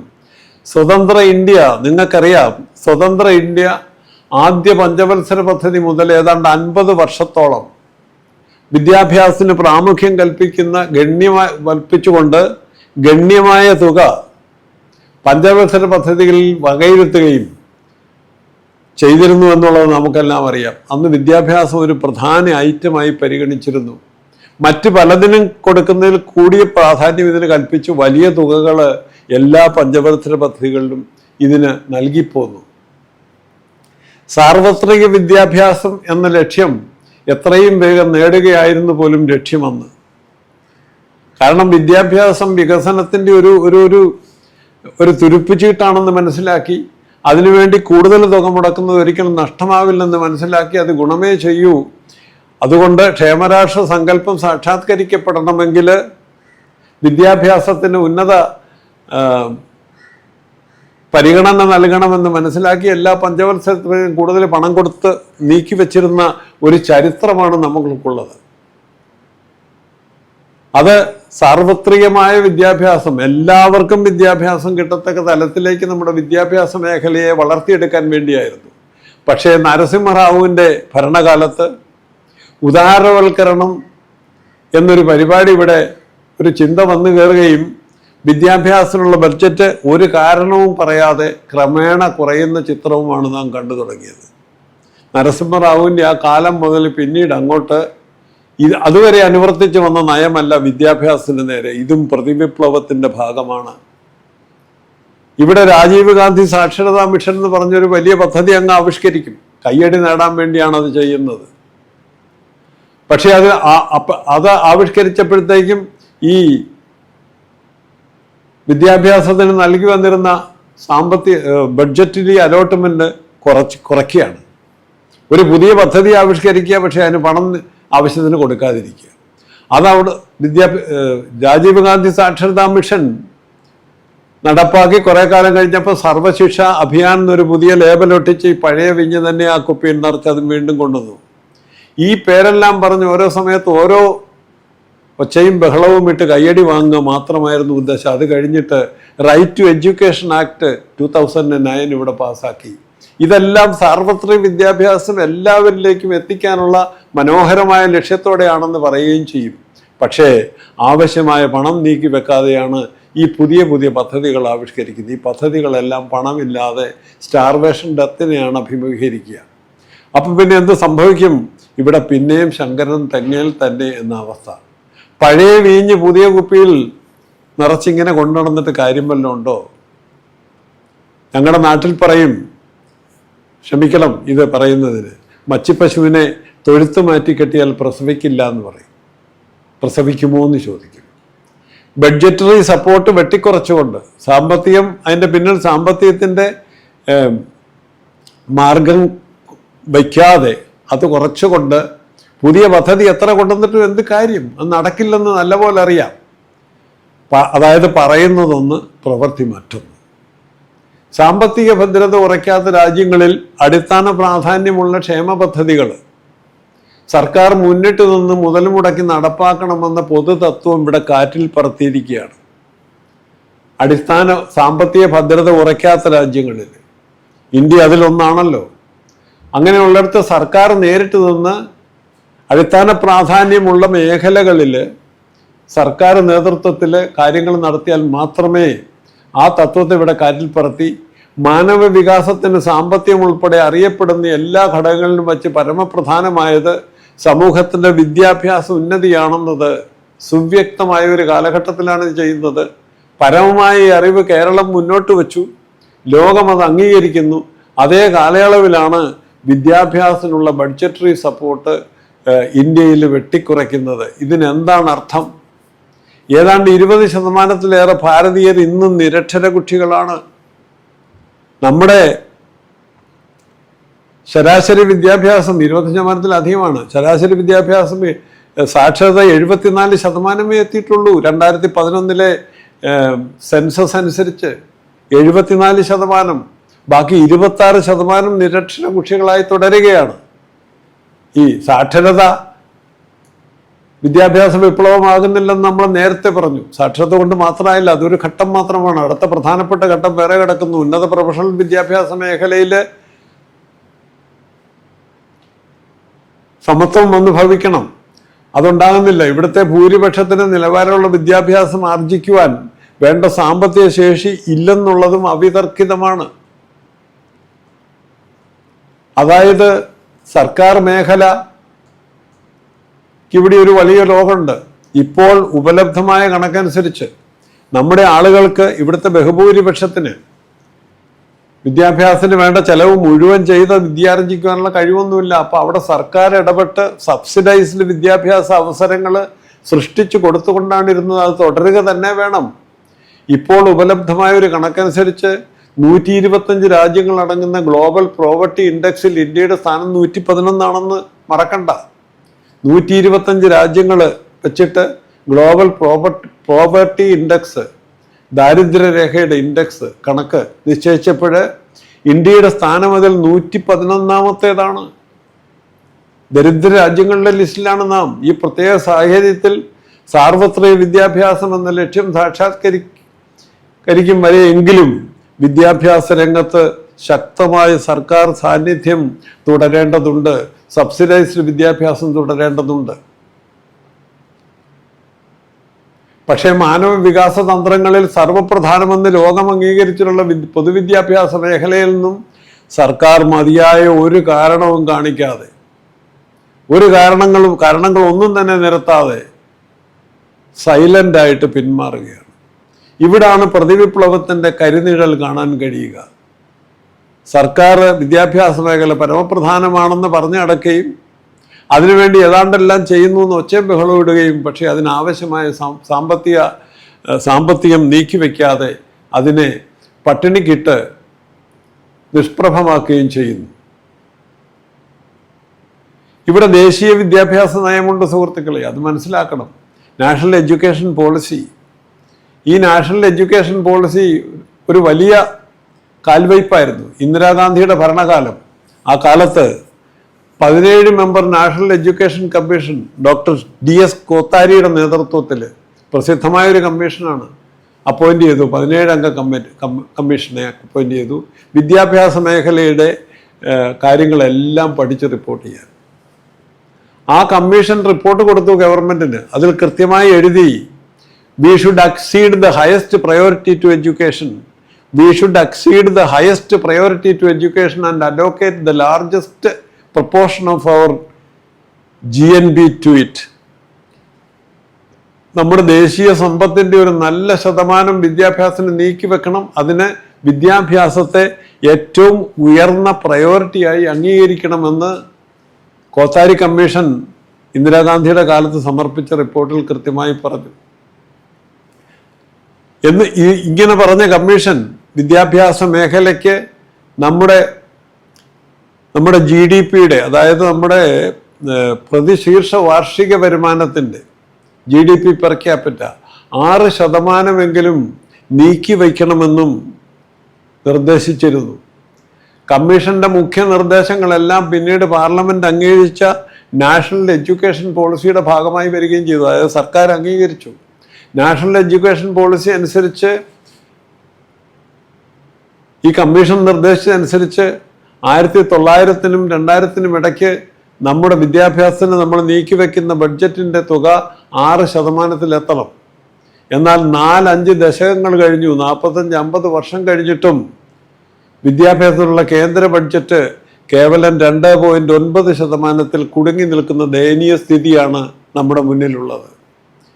നാഷണൽ എഡ്യൂക്കേഷൻ പോളിസി പറയുന്നു, കമ്മീഷൻ പറയുന്നു, അതോ നമ്മുടെ രാഷ്ട്രീയ നേതൃത്വത്തിന് മനസ്സില്ലാത്തത് കൊണ്ടോ? ഇതാണ് ചിന്തിക്കേണ്ടത്. ഇത് സർവപ്രധാനമായ ഒരു മേഖലയാണെന്ന് നമ്മൾ പറയും, ആവർത്തിച്ച് പറയും. പക്ഷേ അതിന് പണം നീക്കി വയ്ക്കുന്ന കാര്യം വരുമ്പം മറ്റെന്തോ ചിന്തയാണ്. അതെന്താണ്? അതാണ് ഞാൻ പറയുന്നത്, ഈ പ്രതിവിപ്ലവത്തിൻ്റെ ലാഞ്ചന ഇവിടെ എല്ലാം കാണാം. ഇത് നമുക്ക് താങ്ങാനാവത്താണോ? നമുക്ക് മനസ്സില്ലാഞ്ഞിട്ടാണോ? ഇതിങ്ങനെ നിൽക്കുമ്പോഴും ഞാൻ നേരത്തെ പറഞ്ഞതുപോലെ സാർവത്രിക വിദ്യാഭ്യാസം എന്നത് ക്ഷേമരാഷ്ട്ര സങ്കല്പത്തിന് വളരെ പ്രധാനമാണെന്ന് എല്ലാവരും എടുത്തു പറയും. അതാരും നിരാകരിക്കുന്നില്ല. രാജീവ് ഗാന്ധി സാക്ഷരത മിഷൻ ആ ലക്ഷ്യത്തോടെയാണ് നമ്മൾ കൊണ്ടുവന്നതെന്ന് പ്രഖ്യാപിക്കും. സർവശിക്ഷ അഭിയാന്റെ ഉദ്ദേശ ലക്ഷ്യങ്ങളും അതൊക്കെ തന്നെയാണ്. റൈറ്റ് ടു എഡ്യൂക്കേഷൻ ആക്ട് കൊണ്ടുവന്ന ഈ ഉദ്ദേശത്തെയാണ്. ഇതെല്ലാം ഇങ്ങനെ ഒത്തിരി പദ്ധതികൾ ആവിഷ്കരിക്കുകയും ഒച്ചയും ബഹളം ഇടുകയും കൈയടി വാങ്ങിക്കുകയും ചെയ്യുമ്പോൾ അതൊക്കെ നടപ്പാക്കാൻ ആവശ്യമായ പണം അതിൻ്റെ പിന്നിൽ സപ്പോർട്ടില്ലെങ്കിൽ അതുകൊണ്ട് എന്ത് ഗുണം? കൂടുതൽ തുക വകയിരുത്തുന്നതിന് പകരം വിദ്യാഭ്യാസത്തിനുള്ള ബഡ്ജറ്റ് നിരന്തരം വെട്ടിക്കുറച്ച് കൊണ്ടുവരുന്ന ഒരു പ്രവണതയാണ് നാം കാണുന്നത്. അതായത് പൊതുവിദ്യാഭ്യാസ മേഖലയെ ബോധപൂർവം ശുഷ്കിപ്പിക്കുന്നു. ഒപ്പം സ്വകാര്യ കുത്തകയെ വളർന്ന് പന്തലിക്കുവാൻ അനുവദിച്ചിരിക്കുന്നു. ഇതിന് നിദർശനമായിട്ട് മറ്റെങ്ങും പോകണ്ട. ഞാൻ പറഞ്ഞു, നരസിംഹറാവുവിൻ്റെ ഭരണകാലം മുതൽ മറ്റെന്തോ ആയി ഇവരുടെ ലക്ഷ്യത്തിൽ എന്തോ ഒരു മാറ്റം സംഭവിച്ചു. ആ മാറ്റം പ്രതിവിപ്ലവത്തിൻ്റെ ഭാഗമാണെന്നാണ് ഞാൻ അനുമാനിക്കുന്നത്. അതിൻ്റെ ഫലമായി പൊതുമേഖലയെ ബോധപൂർവം ശുഷ്കിപ്പിക്കുക, പൈസ കൊടുക്കാതെ ശുഷ്കിപ്പിക്കുക, പൈസ നീക്കി വെക്കാതെ ശുഷ്കിപ്പിച്ചിട്ട് അതേസമയം സ്വകാര്യ കുത്തകയെ വിദ്യാഭ്യാസ രംഗത്ത് വളർന്ന് പന്തലിക്കാൻ അനുവദിക്കുക, കയറഴിച്ചു വിടുക. നിങ്ങൾക്കറിയാം, കഴിഞ്ഞ 25 വർഷത്തിനുള്ളിൽ 100 കണക്കിന് വമ്പൻ പ്രൈവറ്റ് യൂണിവേഴ്സിറ്റികൾ ഇന്ത്യയിൽ കൂണുമുളയ്ക്കും പോലെ പൊങ്ങി വന്നു. ഇതിനു മുമ്പില്ലാത്ത ഒരു പ്രവണതയാണ്.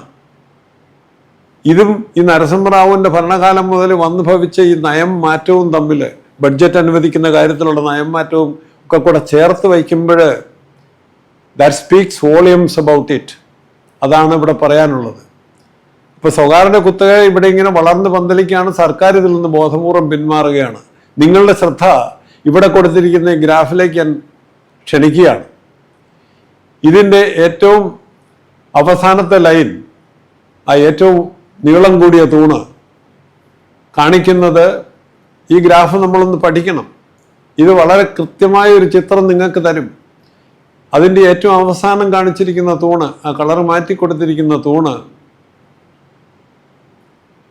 6% ഇന്ത്യയിലെ GDP-യുടെ 6% പ്രതിനിധീകരിക്കുന്നതാണ്. അത്രയും കാശ് നീക്കി വെക്കണമെന്നാണ് നാഷണൽ വിദ്യാഭ്യാസ പോളിസി, നാഷണൽ എഡ്യൂക്കേഷൻ പോളിസി പറയുന്നതും ഗവൺമെൻറ് അംഗീകരിച്ചിട്ടുള്ളതും അത് തന്നെയാണ്, അത്രയും കൊടുക്കേണ്ടതാണെന്നാണ്. പക്ഷേ നമ്മൾ 1951-52 മുതൽ ഇന്ന് വരെ ഇതിന് കൊടുത്തിട്ടുള്ള ബഡ്ജറ്റിൻ്റെ ഒരു പൊതു സ്വഭാവമാണ് ഈ കാണുന്നത്. 1951-52 0.67% GDP-യുടെ 0.67% കൊടുത്തുകൊണ്ട് ആരംഭിച്ചത്, നീക്കിവെച്ചുകൊണ്ട് ആരംഭിച്ചത്, അത് അവിടുന്ന് ക്രമേണ ഉയർന്ന് 2000-2001 ആയപ്പോഴും 4.4% വരെ എത്തി. GDP-യുടെ 4.4%, പ്രതിശീർഷ വരുമാനത്തിൻ്റെ 4.4%. അങ്ങനെ ഉയർന്നു വന്നത് പ്ലാനിംഗ് കമ്മീഷൻ അല്ല, നമ്മുടെ ദേശീയ വിദ്യാഭ്യാസ നയം പറയുന്നതനുസരിച്ച്, പാർലമെന്റ് അംഗീകരിച്ച നയം പറയുന്നതനുസരിച്ചാണെങ്കിൽ അത് 4.4 നിന്ന് അടുത്തത് അതിൻ്റെ അടുത്തതിൻ്റെ 2-3 വർഷത്തിനുള്ളിൽ അത് ഉയർന്ന് 6% എത്തേണ്ടതാണ്. അതാണ് നമ്മുടെ കമ്മിറ്റ്മെന്റ്. വിദ്യാഭ്യാസം നമുക്ക് ഏറ്റവും പരമപ്രധാനമായ ഒരു മേഖലയാണ്. അതിനെ അങ്ങനെ പട്ടിണിക്കിടാനൊന്നും പറ്റത്തില്ലല്ലോ. അപ്പൊ അത് 4.4 ഒരു ഘട്ടത്തിൽ അത് അവിടുന്ന് ഉയർന്ന് 6 പകരം അവിടുന്ന് പതുക്കെ താഴേക്ക് താഴുന്നതാണ് നിങ്ങൾ കാണുന്നത്. പിന്നെയുള്ള ഒരൊറ്റ തൂണ് പോലും ഈ 4.4 ലെവലിലെത്തുന്നില്ല.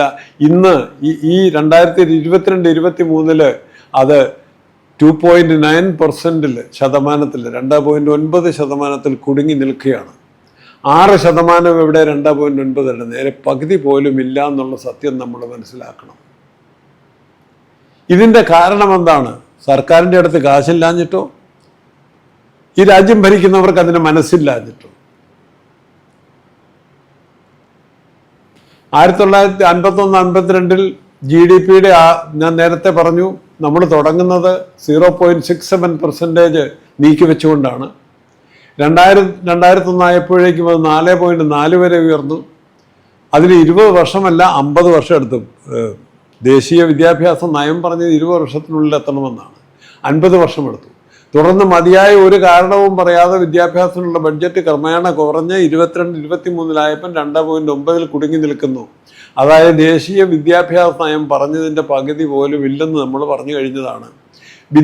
വിദ്യാഭ്യാസ ബഡ്ജറ്റിൻ്റെ അടിസ്ഥാനത്തിൽ 130 രാജ്യങ്ങളെ ലോകത്ത് തരംതിരിച്ചപ്പോൾ ഇന്ത്യയുടെ സ്ഥാനം അതിൽ 80ാമത്തതാണ്. വിദ്യാഭ്യാസത്തിന് പണം മുടക്കുന്നത്, സർക്കാർ പണം മുടക്കുന്നതിൻ്റെ അടിസ്ഥാനത്തിൽ 130 രാജ്യങ്ങളുടെ ഒരു ലിസ്റ്റ് തയ്യാറാക്കിയപ്പോൾ ഇന്ത്യ 80ാം സ്ഥാനത്താണ്. സ്വീഡനിലെ വിദ്യാഭ്യാസത്തിന് അവർ കൊടുക്കുന്ന GDP-യുടെ 7%. USA-യിൽ അത് 6.9%. ബ്രസീൽ 6.2%. ഫ്രാൻസിൽ അത് 5.4%. ഓസ്ട്രേലിയയിൽ അത് 5.3%. ജർമ്മനിയിൽ അത് 4.8% വരും. ചൈനയിൽ അത് 4%. പക്ഷെ ഇന്ത്യയിൽ വരുമ്പോൾ അത് 2.9% ഉള്ളൂ. പാകിസ്ഥാനിൽ അത് 2.9 ആണ്. ബംഗ്ലാദേശും സഹാറൻ ആഫ്രിക്കയിലെ അവികസിത രാജ്യങ്ങളും എല്ലാമാണ് ഇന്ത്യയോടൊപ്പം ഉള്ളത്. ലോകരാഷ്ട്രങ്ങളുടെ എല്ലാം കൂടെ ശരാശരി നമ്മളെടുത്താൽ 4.2 അവിടെ പോലും ഇന്ത്യ എത്തുന്നില്ല. എന്തുകൊണ്ട് 6% മുടക്കേണ്ട ഇന്ത്യ 2.9% മാത്രം മുടക്കുന്നു? ലോകരാഷ്ട്രങ്ങളുടെ അതിൽ ഏറ്റവും കൂടുതൽ രാജ്യങ്ങൾ സാമ്പത്തികമായി വളരെ പിന്നോക്കം നിൽക്കുന്ന രാജ്യങ്ങളാണ്. അതിൻ്റെ എല്ലാം കൂടെ ശരാശരി എടുക്കുമ്പോഴും 4.2% ലോകരാഷ്ട്രങ്ങളുടെ വിദ്യാഭ്യാസ രംഗത്തെ മുതൽ മുടക്ക്. ആ സ്ഥാനത്ത് ഇന്ത്യ 2.9 മാത്രം മുടക്കുന്നു. ഇതിൻ്റെ കാരണം എന്താണ്? ഇതാണ് ഈ ഗ്രാഫിൽ നിങ്ങൾ കണ്ടത്. ഈ ഗുരുതരമായ നില ഇത് നമ്മൾ വളരെ ശ്രദ്ധിക്കണം. 6 പോകുന്നതിന് പകരം 4.4 ഇന്ത്യ പിന്നെ എന്തോ ഒരു വിചിന്തനം വന്ന മട്ടിൽ പെട്ടെന്ന് പതുക്കെ കുറയുകയാണ്. ഇത് നമുക്ക് പണമില്ലാഞ്ഞിട്ടാണോ? നമ്മുടെ സമ്പദ് വ്യവസ്ഥയ്ക്ക് ഇത് താങ്ങാൻ പറ്റത്തില്ലെന്ന് കണ്ടിട്ടാണോ? അതെയോ മനസ്സില്ലാഞ്ഞിട്ടാണോ എന്നാണ് നാം ഇവിടെ ചർച്ച ചെയ്യുന്നത്. ഈ കാലയളവിൽ ഇത് വെട്ടിക്കുറച്ച് 2.9%-ലേക്ക് 4.4 നിന്ന് 2.9 കുറയ്ക്കുമ്പോൾ ഇന്ത്യയുടെ സാമ്പത്തിക വളർച്ച 6.5%-നും 7.5%-നും ഇടയ്ക്കാണെന്ന് ഇവിടെ പ്രസിദ്ധീകരിക്കപ്പെട്ടു. അതായത് നമ്മുടെ സമ്പദ്ഘടന വളരെ ഭംഗിയായി വളർന്നുകൊണ്ടിരിക്കുകയാണ്. നാം ചൈനയുമായി തോളുരുമ്മി നിൽക്കുന്നു. മറ്റും മിക്ക രാജ്യങ്ങൾക്കും മുമ്പിലാണ് നമ്മുടെ സാമ്പത്തിക വളർച്ചയിൽ. അതൊരു പ്രത്യേക സാഹചര്യമാണ്. വളരെ പ്രോമിസിങ് ആയിട്ടുള്ളൊരു സിറ്റുവേഷനാണ് ഇവിടെ. മാത്രമല്ല യൂറോപ്പിനെ ഒരു കാലയളവിൽ ഏതാനും വർഷങ്ങൾ മുമ്പ് സമൂലം പിടിച്ചു കുലുക്കി എല്ലാ രാജ്യങ്ങളെയും തന്നെ വന്ന ഒരു സാമ്പത്തിക മാന്ദ്യമുണ്ട്. ഇന്ത്യൻ സമ്പദ് വ്യവസ്ഥ അതിനെ അനായാസം ചെറുത്തു നിന്നു എന്നാണ് അന്നും ഇന്നും നമ്മളോട് പറയുന്നത്. നമ്മുടെ വളർച്ച 6-7% സാമ്പത്തിക വളർച്ച. അതോടൊപ്പം തന്നെ നമ്മൾ യൂറോപ്പിനെ ആകമാനം എന്ന് പറഞ്ഞാൽ വമ്പൻ രാജ്യങ്ങളെ എല്ലാം പിടിച്ച് സാമ്പത്തികമായി ബുദ്ധിമുട്ടിലാക്കിയ സാമ്പത്തിക മാന്ദ്യം വന്നിട്ട് പോലും അത് ഇന്ത്യൻ സാമ്പത്തിക വ്യവസ്ഥയെ ബാധിച്ചതേ ഇല്ല എന്ന് നമ്മൾ അവകാശപ്പെടുന്നു. എന്നാൽ ഇന്ത്യൻ സമ്പദ് വ്യവസ്ഥ പിടിച്ചു നിന്നു അത്രേ. അത്രയ്ക്ക് കോവിഡ് മഹാമാരി വന്ന് ലോകത്തെ ഗ്രസിച്ചു. പല രാജ്യങ്ങളും സാമ്പത്തികമായി ആ കാലത്ത് വലിയ ബുദ്ധിമുട്ട് അനുഭവിച്ചു. ഇന്ത്യയെ അത് കാര്യമായി ബാധിച്ചില്ല എന്നും നമ്മൾ കണക്കുകൾ നിരത്തിക്കൊണ്ട് അവകാശപ്പെടുന്നു. അത്രയ്ക്ക് റെസീലിയൻ്റ് ആണ് നമ്മുടെ സമ്പദ് വ്യവസ്ഥയുള്ള രാജ്യമാണിത്. അത്രയ്ക്ക് ശക്തമായ ഒരു സമ്പദ് വ്യവസ്ഥയുള്ള രാജ്യമാണ്, ഉറപ്പുള്ള രാജ്യമാണ്. ഇന്ത്യ ഇന്ന് ലോകത്തെ 4ാമത്തെ വലിയ സാമ്പത്തിക ശേഷിയായി വളർന്നിരിക്കുന്നു എന്ന് ഇവിടുത്തെ പ്രധാനമന്ത്രി നിങ്ങളോട് കൂടെ പറയുന്നുമുണ്ട്. ഇതെല്ലാം കൂടെ കേൾക്കുമ്പോൾ ഇവിടെ എന്താ കുഴപ്പം? ഇവിടെ ഇതുപോലൊരു സമ്പദ്ഘടനയുള്ള രാജ്യം വേറെ ഉണ്ടോ? വേറെ ഇല്ല. പിന്നെ എന്തുകൊണ്ട് അടിസ്ഥാന പ്രാധാന്യമുള്ള എല്ലാ കാര്യത്തിനും അടിസ്ഥാനമായിരിക്കുന്ന വിദ്യാഭ്യാസ രംഗത്ത് ഗവൺമെന്റ് അംഗീകരിച്ചിട്ടുള്ള തലത്തിലേക്കെങ്കിലും നമ്മുടെ മുതൽ മുടക്ക് ഉയർത്താൻ ഇവിടുത്തെ ഗവൺമെന്റ് തയ്യാറാകുന്നില്ല? 4.4% നിന്ന് അത് കുറച്ച് 6ലേക്ക് പോകേണ്ടതിന് പകരം അത് കുറച്ച് 2.9 എത്തിച്ച് നിർത്തിയിരിക്കുന്ന ഈ ഗതികേട് എന്തുകൊണ്ട്? പണമില്ലാഞ്ഞിട്ടോ മനസ്സില്ലാഞ്ഞിട്ടോ? ഇത്രയ്ക്ക് ശക്തമായ ഒരു രാജ്യം നിർണായക പ്രാധാന്യമുള്ള വിദ്യാഭ്യാസ രംഗത്ത് മുതൽമുടക്ക് നടത്തുവാൻ എന്തിനു മടിക്കണമെന്നുള്ള ഒരു ചോദ്യത്തിന് നമുക്ക് ഉത്തരം വേണം. 70% നിൽക്കുന്ന ദേശീയ സാക്ഷരത കേരളം നേടിയ സമ്പൂർണ്ണ സാക്ഷരതയുടെ ആ തലത്തിലേക്കൊന്ന് എത്തിക്കണ്ടേ? അത് ഇവിടെ ഇട്ടാച്ചാൽ മതിയോ? ഈ കാണിക്കുന്നതനുസരിച്ചാണെങ്കിൽ അത് അവിടെ നിൽക്കത്തേ ഉള്ളൂ. അത് 100% എത്താനുള്ള ഒരു സാധ്യതയും ഇതാണ് സമീപനമെങ്കിൽ തെളിഞ്ഞു കിട്ടത്തില്ല. കേരളം നേടിയ ഉന്നത ജീവിത ഗുണനിലവാരം സമ്പന്ന രാജ്യങ്ങൾക്കൊപ്പം സമ്പത്തില്ലാതെ കേരളം നേടിയെന്ന് നമ്മൾ ഇതിനു മുമ്പത്തെ ഭാഗങ്ങളിൽ വിശദീകരിക്കുകയുണ്ടായി. കേരളം നേടിയ ഉന്നത ജീവിത ഗുണനിലവാരം ഈ രാജ്യത്തിന് നേടണ്ടേ?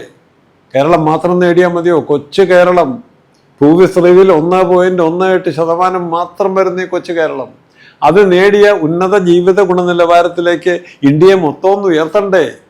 വിദ്യാഭ്യാസത്തിനുള്ള കേന്ദ്ര ബഡ്ജറ്റ് കുറയുമ്പോൾ ഇവിടുത്തെ യൂണിവേഴ്സിറ്റികൾക്കുള്ള ഗ്രാന്റ് കുറയില്ലേ? യൂണിവേഴ്സിറ്റി ഗ്രാന്റ് കമ്മീഷനിൽ നിന്ന് ഗ്രാന്റ് വാങ്ങിച്ചല്ലേ ഈ യൂണിവേഴ്സിറ്റികളെല്ലാം നടക്കുക. നിലവാരമുള്ള സബ്സിഡൈസ്ഡ് വിദ്യാഭ്യാസ അവസരങ്ങൾ ഇവിടെ ആ കാരണം കൊണ്ട് തന്നെ ഇല്ലാതാവില്ലേ? ഇവിടുത്തെ പാവപ്പെട്ടവർക്ക് ഉന്നത വിദ്യാഭ്യാസം ദുഷ്കരമാവില്ലേ? അവർണ്ണൻ ഉന്നത പ്രൊഫഷണൽ വിദ്യാഭ്യാസത്തിനൊന്നും പുറന്തള്ളപ്പെടില്ലേ? നവോത്ഥാന പ്രക്രിയ അങ്ങനെ അപകടത്തിലാവില്ലേ? ഈ ചോദ്യങ്ങൾക്കെല്ലാം ഉത്തരം കാണണം. അതിനൊന്നും ഉത്തരം പറയാനുള്ള ബാധ്യത ആരും എടുക്കുന്നില്ല. കാരണം ഇവിടെ ഒരു നിഗൂഢ ലക്ഷ്യമുണ്ട്. ഉന്നത വിദ്യാഭ്യാസ മേഖലയിൽ പ്രബലമായ ശക്തമായ സാമ്പത്തിക ഉപരോധം ഏർപ്പെടുത്തിക്കൊണ്ട് ഇവിടുത്തെ അവർണ ജനതയെ ഉന്നത പ്രൊഫഷണൽ വിദ്യാഭ്യാസ മേഖലയിൽ നിന്നും പുറന്തള്ളണം. സാമൂഹ്യ നീതി നടപ്പാക്കാനുള്ള ഭരണഘടനാപരമായ ബാധ്യതയിൽ നിന്നും സർക്കാർ തന്ത്രപൂർവ്വം പുറത്തു ചാടണം. ഈ 2 നിഗൂഢ ലക്ഷ്യം വെച്ചുകൊണ്ടാണ് പരമപ്രധാനമെന്ന് പറഞ്ഞുകൊണ്ട് തന്നെ വിദ്യാഭ്യാസത്തിന് കമ്മിറ്റ് ചെയ്തിട്ടുള്ള തുക അലോട്ട് ചെയ്യാൻ ഭാരത സർക്കാർ തയ്യാറാകാത്തത്. മതിയായ കാരണങ്ങളൊന്നുമില്ലാതെ സർവപ്രധാനമെന്ന് കരുതുന്ന വിദ്യാഭ്യാസ മേഖലയിൽ നിന്നും സർക്കാർ ക്രമേണ പിന്മാറുന്നു. വിദ്യാഭ്യാസ മേഖലയിൽ സ്വകാര്യ കുത്തകളെ കയറൂരി വിട്ടിരിക്കുന്നു. ഇതെല്ലാം അലിഖിതമായ ഒരു ഒറ്റ ഉദ്ദേശത്തോടെയാണ്. ഉന്നത വിദ്യാഭ്യാസ രംഗത്തൊരു സാമ്പത്തിക ഉപരോധം കൊണ്ടുവരണം. ഇവിടുത്തെ അവർണരെ പടിക്ക് പുറത്ത് നിർത്തിക്കൊണ്ട് കേരള നവോത്ഥാനത്തിന്റെ ആണിക്കല്ലെന്ന് വിശേഷിപ്പിക്കുന്ന വിദ്യാഭ്യാസ വിപ്ലവത്തെ വഴിതെറ്റിക്കണം. അത്രമാത്രം. ഇതാണ് ഇതിൻ്റെ ലക്ഷ്യം. സാമ്പത്തിക ഉപരോധത്തിലൂടെ വിദ്യാഭ്യാസ വിപ്ലവത്തെ വഴിതെറ്റിക്കുക. ഈ രംഗത്തേക്കാണ് ഇതിന് നിദർശനമായിട്ട് ഇവിടെ പലതും സംഭവിക്കുന്നുണ്ട്. അതിലൊരു കാര്യമാണ് സ്വാശ്രയ സഹകരണ കോളേജുകൾ എന്ന ദുർഭൂതങ്ങൾ. ഞാനതിനെ ദുർഭൂതങ്ങൾ എന്ന് തന്നെ വിളിക്കും. കാരണം ഇവിടെ ഒരു സർക്കാരിൻ്റെ ഒരു യൂണിവേഴ്സിറ്റിയിൽ ഏതെങ്കിലും കോളേജിൽ നിന്നൊരു ഡിഗ്രിക്ക് നിങ്ങൾക്കൊരു വർഷം ഒരു 3000 രൂപയാണ് ഫീസ് അടയ്ക്കേണ്ടത്, സർക്കാരിലേക്ക് അടയ്ക്കേണ്ടതെങ്കിൽ സ്വാശ്രയ സഹകരണ കോളേജുകളിൽ നിന്ന് അതേ ഡിഗ്രി എടുക്കുന്നതിന് ഒരു സെമസ്റ്ററിന് 30,000 രൂപ കൊടുക്കണം. ഒരു സെമസ്റ്ററിന് 30,000 രൂപ ചിലവാണ്. എത്ര ഇരട്ടിയായി ചിലവെന്ന് നോക്കണം. അങ്ങനെ ചിലവ് കൂട്ടി എന്നിട്ട് സർക്കാർ കൊടുക്കേണ്ട ധനസഹായം ബഡ്ജറ്ററി അലോട്ട്മെൻറ്റ് കുറച്ച് കൊണ്ടുവന്ന് ധനസഹായവും അതനുസരിച്ച് കുറയുമല്ലോ. അങ്ങനെ കുറഞ്ഞു വരുന്ന പണം വാങ്ങിച്ച് ദാരിദ്ര്യത്തിലായിരിക്കുന്ന യൂണിവേഴ്സിറ്റികൾക്ക് പുതിയ കോഴ്സുകളൊന്നും എടുക്കാൻ നിവൃത്തിയില്ല, കൊടുക്കുകയില്ല.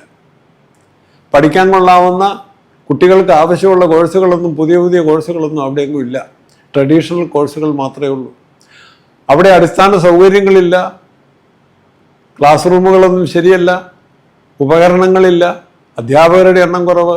ഇതെല്ലാം വന്നു കഴിയുമ്പോൾ അങ്ങോട്ടാരും പഠിക്കാൻ പോകാതെയാകും. ആ സ്ഥാനത്ത് സ്വാശ്രയ സഹകരണ ഭൂതങ്ങളെ സൃഷ്ടിച്ച് അതിനെ ക്രമാനുഗത അസാധാരണമായ ഫീസ് കരസ്ഥമാക്കിക്കൊണ്ട് പഠിപ്പിക്കാനുള്ള അവസരം തുറന്ന് പുതിയ കോഴ്സുകളെല്ലാം അങ്ങോട്ട് കൊടുക്കുകയാണ്. അങ്ങനെ കൊടുത്തപ്പോൾ എന്ത് സംഭവിച്ചു? ചെലവ്, സാമ്പത്തിക ഉപരോധമെന്ന് ഞാൻ പറഞ്ഞതിൻ്റെ ഭാഗമായിട്ട് ഒരു ഡിഗ്രി എടുക്കാൻ പോകുന്നതിനുള്ള വരുന്ന ചെലവ് 30 ഇരട്ടിയാക്കി വർദ്ധിപ്പിച്ചു ഈ സ്വാശ്രയ സഹകരണ കോളേജുകളുടെ വരവോടെ. ഇതിനും പുറത്താണ് എൻട്രൻസ് പരീക്ഷ എന്നുള്ളൊരു മഹാപ്രഹസനം വെച്ച് കെട്ടിയിരിക്കുന്നത്. ഇത് കേൾക്കുമ്പോൾ ഞാനെന്തോ വലിയ വിധ്വംസകമായ കാര്യം പറയുന്നു എന്ന് ആർക്കും തോന്നരുത്. ഈ പറയുന്നത് 100% ശരിയാണെന്ന് തെളിയിക്കാനുള്ള തൻ്റെ അടുത്തോടു കൂടി തന്നെയാണ് ഇത് പറയുന്നത്. എൻട്രൻസ് പരീക്ഷ എന്നുള്ളതൊരു മഹാപ്രഹസനമാണ്. സാമ്പത്തിക ഉപരോധത്തിലെ ഏറ്റവും വലിയൊരു കണ്ണിയുമാണത്. അപഹാസ്യതയ്ക്ക് പര്യായമായ ഒരു വ്യാധിയാണിത്. എന്തിനും ഏതിനും ഇപ്പോൾ എൻട്രൻസാണ്. അതായത് ഇപ്പം വന്ന് MBBS-നും എഞ്ചിനീയറിങ്ങിനും അതുപോലെയുള്ള പ്രൊഫഷണൽ കോഴ്സുകൾക്കും ഒക്കെ ആക്കി വെച്ചിരുന്ന ഈ വ്യാധി ഇപ്പോഴും നേഴ്സിങ്ങിനും കൂടെ ഇത് തന്നെ നിർബന്ധമാക്കണമെന്നാണ് പറഞ്ഞു തുടങ്ങിയിരിക്കുന്നത്. ഇനി പ്യൂണിൻ്റെ പോസ്റ്റിൽ പോലും ഇത് വേണമെന്ന് പറഞ്ഞു തുടങ്ങും. പാവപ്പെട്ടവർ, പ്രത്യേകിച്ചും ദളിത് പിന്നാക്ക വിഭാഗങ്ങളാണ് ഈ വ്യാധിയുടെ പിടിയിൽ അമരുക. എല്ലാ വിഷയത്തിനും ഒരു ഉദാഹരണം ഞാൻ നിങ്ങളോട് പറയുകയാണ്, നിങ്ങൾ ചിന്തിക്കാൻ വേണ്ടി പറയുകയാണ്.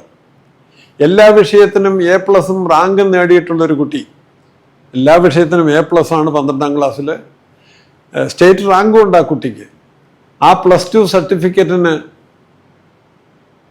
ഈ +2-ന് എല്ലാ വിഷയത്തിനും A+ കിട്ടിയെന്നും റാങ്ക് കിട്ടിയെന്നും ഒക്കെ അറിയുമ്പോൾ നാട്ടുകാരും വീട്ടുകാരും SNDP-കാരും എല്ലാവരും കൂടി ധാരാളം ഫ്ലക്സ് ബോർഡുകൾ അടിച്ച് സകല മുക്കിലും കൊണ്ടുവെക്കും, എല്ലാ മരത്തേലും ചാരി വെക്കും. ഇന്നടത്ത് ഇന്നാരുടെ കുട്ടി എല്ലാത്തിനും A+ വാങ്ങി ഗംഭീരം എന്ന് പറയും. ഒരാഴ്ച പോലും ഇതിനൊന്നും വിലയില്ല.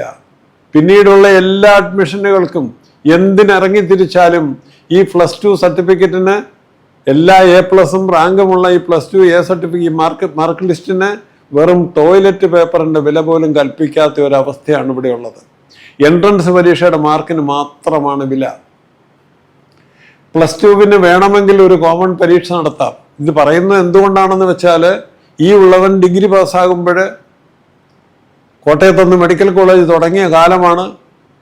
അവിടെ MBBS-ന് അഡ്മിഷൻ കിട്ടാം. ഞാൻ സയൻസ് ഗ്രൂപ്പ് എടുത്ത് ഡിഗ്രി പാസ്സായതാണ്. എൻ്റെ വീട്ടിൽ MBBS-ന് അപ്ലൈ ചെയ്യണമെന്ന് പറഞ്ഞപ്പോൾ എൻ്റെ അച്ഛൻ തലയൊന്ന് ചൊറിഞ്ഞിട്ട് പറഞ്ഞു, മക്കളെ, അത് നമ്മളെ കൊണ്ട് താങ്ങാൻ പറ്റുന്ന പണിയൊന്നുമല്ല. MBBS-ൻ്റെ പഠിത്തം വലിയ ചിലവുള്ള കാര്യമാണ്.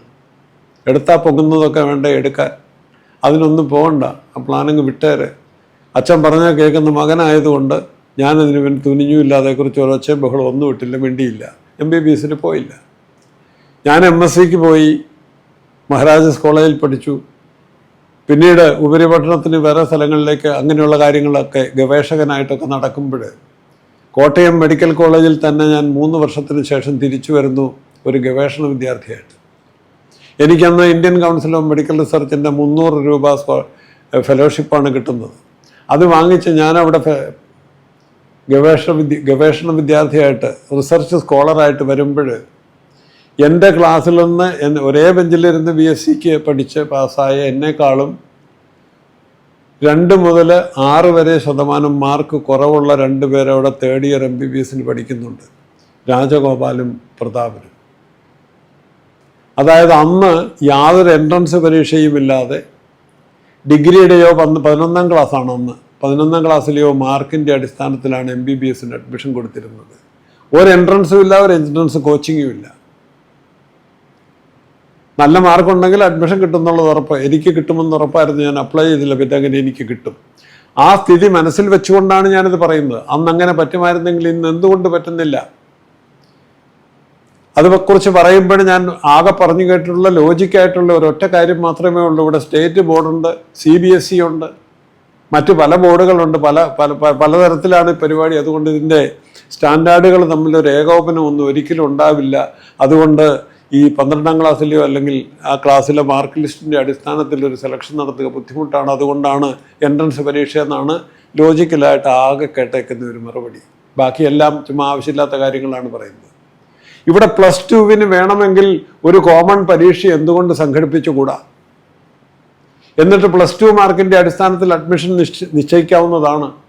അതിന് തയ്യാറാകാതെ ക്വാളിഫിക്കേഷൻ പരീക്ഷ മാർക്കിന് തൃണമൂല്യം പോലും കൽപ്പിക്കാതെ എൻട്രൻസ് എന്നൊരു പാരലൽ പ്രസ്ഥാനം ഉണ്ടാക്കി, അതും സ്വകാര്യ മേഖലയിൽ ഒരു പാരലൽ പ്രസ്ഥാനം ഉണ്ടാക്കി മുന്നോട്ടുള്ള സകലതിനും അതിൽ നേടുന്ന റാങ്കിനെ മാത്രം ആശ്രയിച്ചാൽ മതിയെന്നുള്ള ഒരു സ്ഥിതി വരുത്തി തീർത്തിരിക്കുന്നു. അതിന് പിന്നിൽ നിഗൂഢ ലക്ഷ്യങ്ങളാണുള്ളത്. ഇതിൻ്റെ സാമ്പത്തിക ശാസ്ത്രം മനസ്സിലാകണമെങ്കിൽ എൻട്രൻസ് കോച്ചിങ്ങിന് ഫീസുകൾ ലക്ഷങ്ങളിലാണ്.